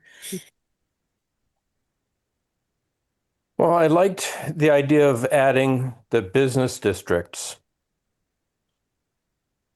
Plural. As, Yeah. I think that makes a great deal of sense. I think both boards are concerned with the citizenry of the town and the way such facilities might affect a neighborhood. And there was one that was kind of come up on it didn't. I don't even remember anymore. It's on Howlett. Yes, Yes. on Howlett. Yeah. The one on Howlett. And I just cannot imagine the outrage that we'd receive from the neighbors on that, considering all the outrage zoning board has had to deal with and just the two that we've had. I think keeping it out of residential districts is a must. I think it's a must. Well, I expect, that, there's such a concern that this might restrict economic development, but I think, I believe I heard members of the zoning board in the most recent discussions, talking about, where it's appropriate to have economic development, and if it's intrusive and creates a problem in the middle of a residential neighborhood, is it in fact a good idea, to have that kind of thing? Now, I think everything's going to be great, down the street from me. It's, the buildings are wonderful, that it's, going to be very much indoors and a nice beer garden and outdoor activity that, certainly is not going to be offensive at all to the neighbors. So Well, and on that note, I think both of those properties, wouldn't they have been considered historic anyway? So it seems that they both would have met this requirement. Well, certainly what remains at Alfalfa Farm is historic, the house and the carriage barn. But I think the issue was the tent. But anyway, so what do we want to do about this one, folks? I think we said it. Like, let's add the business districts, plural, so it includes Route 1, as well as not just downtown. And I think that'll allow for the potential for economic growth without a negative impact on neighborhoods. Hey, Bob, what is your feeling on this? I think Kevin would like to say something. Oh, I can't see him on my screen. Thank you, Mr. Chairman, Madam Chairman. I will offer this because it was said, I think the last time this was brought up by the Chair Morrison, is consideration of MMPC taking a look at it through a grant to help us fund that support. If that grant's not successful, to have a third party review the different sections of town and the modifications on this, I would fund the cost if I can out of my consultant line item in this select board special. I want to make sure, and very talented group here, and all your points are well taken. I think should be part of the narrative and discussion. But if it's helpful to you to know that there's funding outside of relying on a grant to study this, know that I'll use funding from my budget to cover that cost if I can. Right. Well, I might actually tap into some of my associates, shall we say, and get a sense of, what they think, planning, people who are actual planners. So we can take a look at that. Okay. Madam Chair, can I? What's our deadline? The deadline, Bob, you said? Yeah, Deadline to make what? to have something get on the annual town meeting. Kevin, when's the deadline to get you the verbiage? A couple weeks. We go to print end of March, and preference would be by mid-February, if possible, to have language, just so I'll be doing the final steps of the warrant with all the other articles and trying to piece it all together. If there's a little bit more time needed, we can do that. But I know FinCom likes to review the articles, select board likes to review the articles with enough time before we go to print.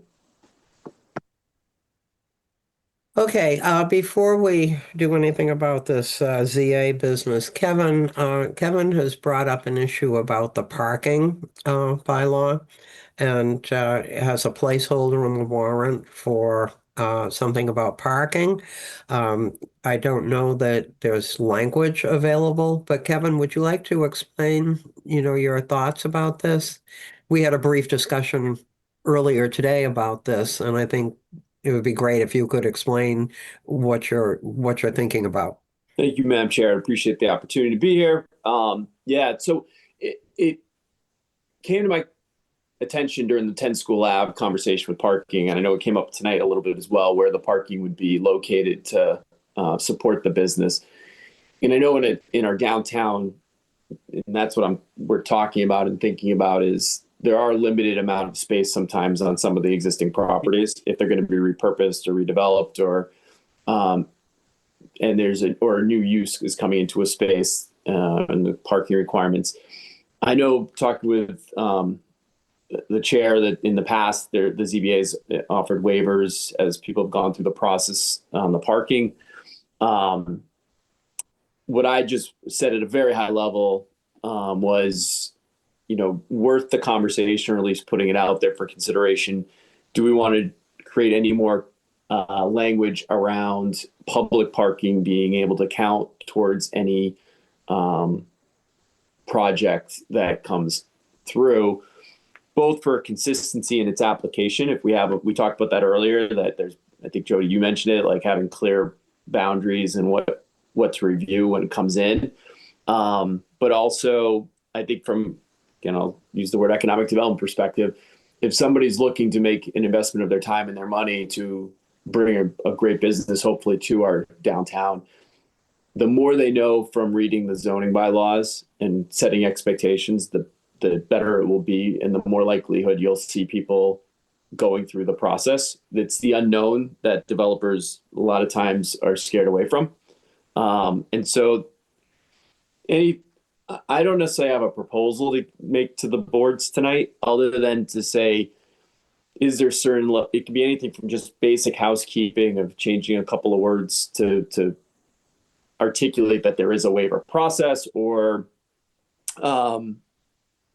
just anywhere from that to something that's, and I'm not suggesting this, but it could be anything to on-street parking, not just off-street public parking, would be counted towards your count. And it could be times a day based on your business operations when those parking spaces might count. Because we know during the day, parking on Main Street is much more difficult. Although there is parking available typically, it's more difficult than, say, after 5 o'clock when there's very few spaces being used. And for a restaurant or after hours, now that we have a restaurant coming in, hopefully we have another business that complements that might be open in the evenings. Using some of those on-street parking spaces to count could be a benefit. But I just want to put it out there for the boards to think about. It's nothing's broken. It's just one of those opportunities where do we want to modify it to try to make it better. Okay, but you don't have any particular language that you would like to see changed or, added? And this really is a zoning board question because they're the ones who have to deal with all the site plan review and who wrestle with the parking issues whenever they do a project. I didn't want to, I time sensitive, right? And it's valuable. And I didn't want to spend too much time or spot the board by creating language to consider without at least having a preliminary conversation around the concept, getting feedback. If it's something we wanted to explore further, we can. If it's not something that the boards want to consider, I appreciate the opportunity to at least have the conversation tonight. Kevin, from my perspective, there are many towns that not necessarily around here, but that use concepts of alternate parking, where, for example, restaurants and strip malls, so that they can factor in that the mall will be used greatly by the other businesses during the day, and the restaurant at night. So it allows for a better allocation of what the actual number of parking spaces that are required. So it's certainly a concept. I don't know that I've ever seen where someone counted on-street public parking as available parking, but it's certainly something to be looked at. Is it historically been the case in Topsfield where downtown, I'm thinking of the art studio building, where I think there's only 4 spaces associated with that on property. Was that a full waiver of the parking requirements, or did the ZBA look at the on-street to cover the allotment? I don't recall, but as I said, I don't recall ever looking at the on-street parking that was available for a waiver. Kevin, the town had the parking, the MBTA parking, which is considered off-street and available to other people. So that would have satisfied the 500-foot, radius. For that property, they could have considered that their parking. Okay. And they also could consider the highway garage parking because that also has a blue parking sign. And that was used and has been used by, certain people, employees and others on Main Street. It was kind of a satellite parking lot, like the Park Street parking lot. So there were 2 sort of public parking lots that were off street that, were, as I recall, they were mentioned as, parking spaces that were available. It was quite a long time ago. So I'm going to ask a really dumb question. Why do we require certain amount of parking for a business and a restaurant and other places? Because I just think like downtown Beverly, downtown Georgetown, there are these restaurants and there's no parking.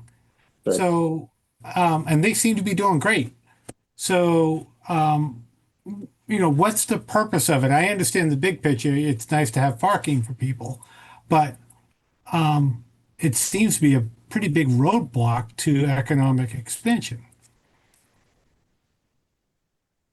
Well, I may be completely wrong here, but I believe that small towns started requiring parking on site for businesses, that it was small towns that did that. And as time went on, of course, it became most recently, many recommend there be no parking requirement. That is, that people can use the entire lot for a building and not have to use part of the lot for parking. But that is always contingent upon, public parking lots. I mean, you go to Salem, the parking garages, that kind of thing, that there's some place, where people can put their cars. And so we do have a Park Street, and we did have the highway garage, but we won't have the highway garage anymore. So I think that's kind of the background for it, Dave. That everyone had to kind of be on the, every tub on its own bottom, kind of thing, as to providing these public parking areas. I mean, like in Ipswich, there's the whole big back parking area, behind Main Street, that huge parking area that everyone uses. Yeah, I mean, every time I go to the spot, there's no parking, but Yeah. it works and the restaurant's full.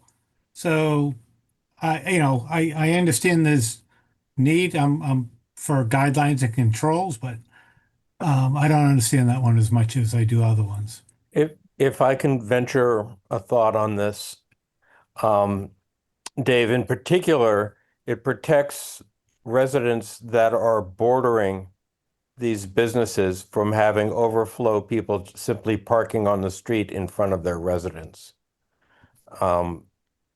That's just a thought. I don't know if that's a fact, but I believe when we require a business, particularly one that we know would generate traffic, such as a restaurant, to have a certain number of spaces, I think that's part of the thinking, is that we're providing the public with the ability to use these businesses and not interfere with their neighbors.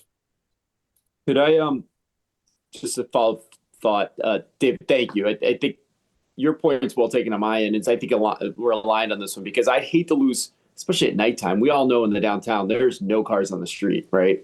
At night, we have no nightlife. With the new business at 10 School Ave, it'll be interesting to see what that brings. They do have 50 spaces on site. Practically speaking, I'm saying, okay, there's parking at night, and if we want to get a second restaurant that's going to be open into the evenings downtown, that sounds great. I would say too, though, that if you live in the downtown and there becomes a time when Topsfield has enough activity in the evening that people are parking on a public way in front of a home, that hopefully doesn't have major impacts on their ability to live in the downtown. I think that's something that comes along with living close to business and business communities. I don't know if that necessarily today. I know, Steve, you're making the point of why maybe that was implemented as a requirement, but the requirement was implemented many years ago, before all of us were doing what we're doing here. So I think it was a consideration. Sure. Not a reason. Possibly, yeah. I don't know the answer. I just, like I said, I'm looking at it and saying, just there's a lot of parking spots at night, and I'd hate to lose a business when someone opens up the bylaws and says, maybe I'll open up a restaurant. Because I know a lot of restaurateurs, and that's literally the first question they have: what's my parking requirements? And I've had a couple businesses that were kicking the tires on Topsfield, and they looked at that and they're just like, yeah, I can't get the parking to work. And that's why they would apply for a variance. But a lot of developers there's a lot of risk with going for a variance, Steve. And they're not, it's a lot of money and time to to get the property under agreement with an option. That's money. They don't give options for free. Then you hire professionals to design, and then you go through a lengthy process with that unknown hanging out there. And as a former developer, it's one of those things that you calculate the risk, but it's got to be very advantageous. If it's something that's, I respectfully disagree. that's fine.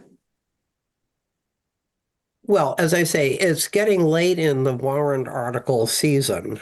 And I mean, if we had, some kind of, if we had some language that was being suggested or something that we could, I think, look at, that would be really helpful. But at this point, I'm not quite sure of what would we do to the parking bylaw, to address this issue. Is that a question for me? Yeah, that's a question for you. If there's an appetite for the board to consider this, I certainly can put some greater thought into making a recommendation. Short of having somebody on staff that does this, I might try to see if MAPC could help us with some language, just because we have a lot of balls in the air. But if there's an appetite, I could bring something back to the boards if they'd like. If there's not, I've got plenty of other things I can. No, I think that would be a good idea, Kevin. I think oftentimes the parking requirements that have developed in zoning bylaws are overzealous in terms of the number of parking spaces that are required. You see so many places with fields of parking around that are completely empty 365 days a year. So I think something that would allow for flexibility would be a good idea. Okay. Thank you, Mr. Chairman. There was once, I'm told, the really dramatic decision was made to allow two separate lots on Main Street to share parking. It's the building next to the Proctor School, and then the next lot over, and that somehow or another, whichever board was doing the approvals of that, decided that it made great sense to allow for shared parking, and they worked it out, and it had to do with timing. What time of the day would these different places be, operating? And it's worked out fine, So there has been flexibility in the past about whether it's shared parking or, taking into consideration, what operating hours, and all of that. And I agree with Bob that more often than not, I think the zoning board ends up, making the decision that the required parking is more than is necessary. Is that correct, Bob? I think that is often the case. I think so. Yeah. No, I know the ZBA and with Chair Moriarty's leadership, there's a practical component to the applications that come in. I think if there's a way up front, as people are considering investing in Topsfield, to whether it's just saying there is a process for a waiver on the parking, or shared use of on-street parking at certain hours of the day. But I'll take your directive, Chair Moriarty, and I'll put some thought in the next week or so, or at least solicit maybe some support in my network to see if I can find some potential language to propose. Okay, well, that's great. The sooner the better, Kevin, because we are probably not going to meet again, the two boards, unless we absolutely need to. But I'm very open to dealing with this. We've struggled with it for quite a long time in the downtown, and it would be great to get some clarity around it. Okay, so we are not doing the battery energy system. We are not combining the two restaurants. We're going to go back and look more closely at the conference and event facility, but everything else seems to be in order. Yes? Madam Chair, since this is probably the only time your board's going to be together for quite a while, do you want to take a vote on this to clean up the zoning appendix with Yes, absolutely. Let's get it let's get it cleaned up. I We mean, just need a vote of both boards to do right. that. And the point here is that, you know, if we're talking about clarity for people who are thinking about, you know, coming to Topsfield, to have something like that garbled town character thing that doesn't even make sense, you know, that's a bit off-putting. So, would someone like to make a motion? I'll make a motion to eliminate in its entirety section ZA 1-3.10 town character. And also the outdoor lighting sentence struck, and the be warm, white light and flashing and blinking lights is all of those, Steve, those 4 changes? Yes, thank you. Okay, thank you. Okay. Is there a second to that? I can second. Does it need to be from planning board or, okay. Yes, is from planning. Thank you. And I do just want to make one comment on the town character piece, was just to inform you all. The ECDC met this week, the Economic Community Development Committee, and I just think it's kind of interesting that the words town character came up a lot at that meeting, because there was just some concern about ensuring that businesses are following what you just said, because cumulatively they help preserve the town character, but without having the bylaws in front of them. The consensus was that we like to keep and preserve the town character. Right, exactly. Okay, was that a second, Silly? That was a second and a comment, just because it. Okay, now how does this work? Do we Do roll call, Martha, and then Bob's And then board Bob will does the make same motion and vote. Okay, roll call for the planning board. Steve, Aye. Jenny, Aye. Silly. Aye. Okay, Greg isn't here. I vote aye. Okay, 4-0, great. And for the zoning board, is there a motion? I'll make a motion to accept the changes and the additions that we talked about. Okay. Is there a second? I'll second. Jody, thank you. Okay, roll call, Jody Kleineth, Yes. David Merrill. Do we still have David? No. Unless he's on mute. I can't, let me see if He's on mute. He's on mute? Okay. Was that a thumbs up, David? Yeah, okay. Apparently, yes. Yes. Dave Monez, Yes. Rosie DeCipio.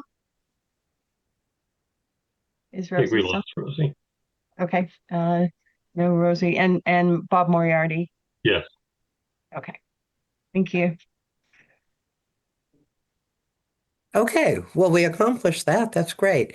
Okay, so we all know what we're doing, I think, going forward. No.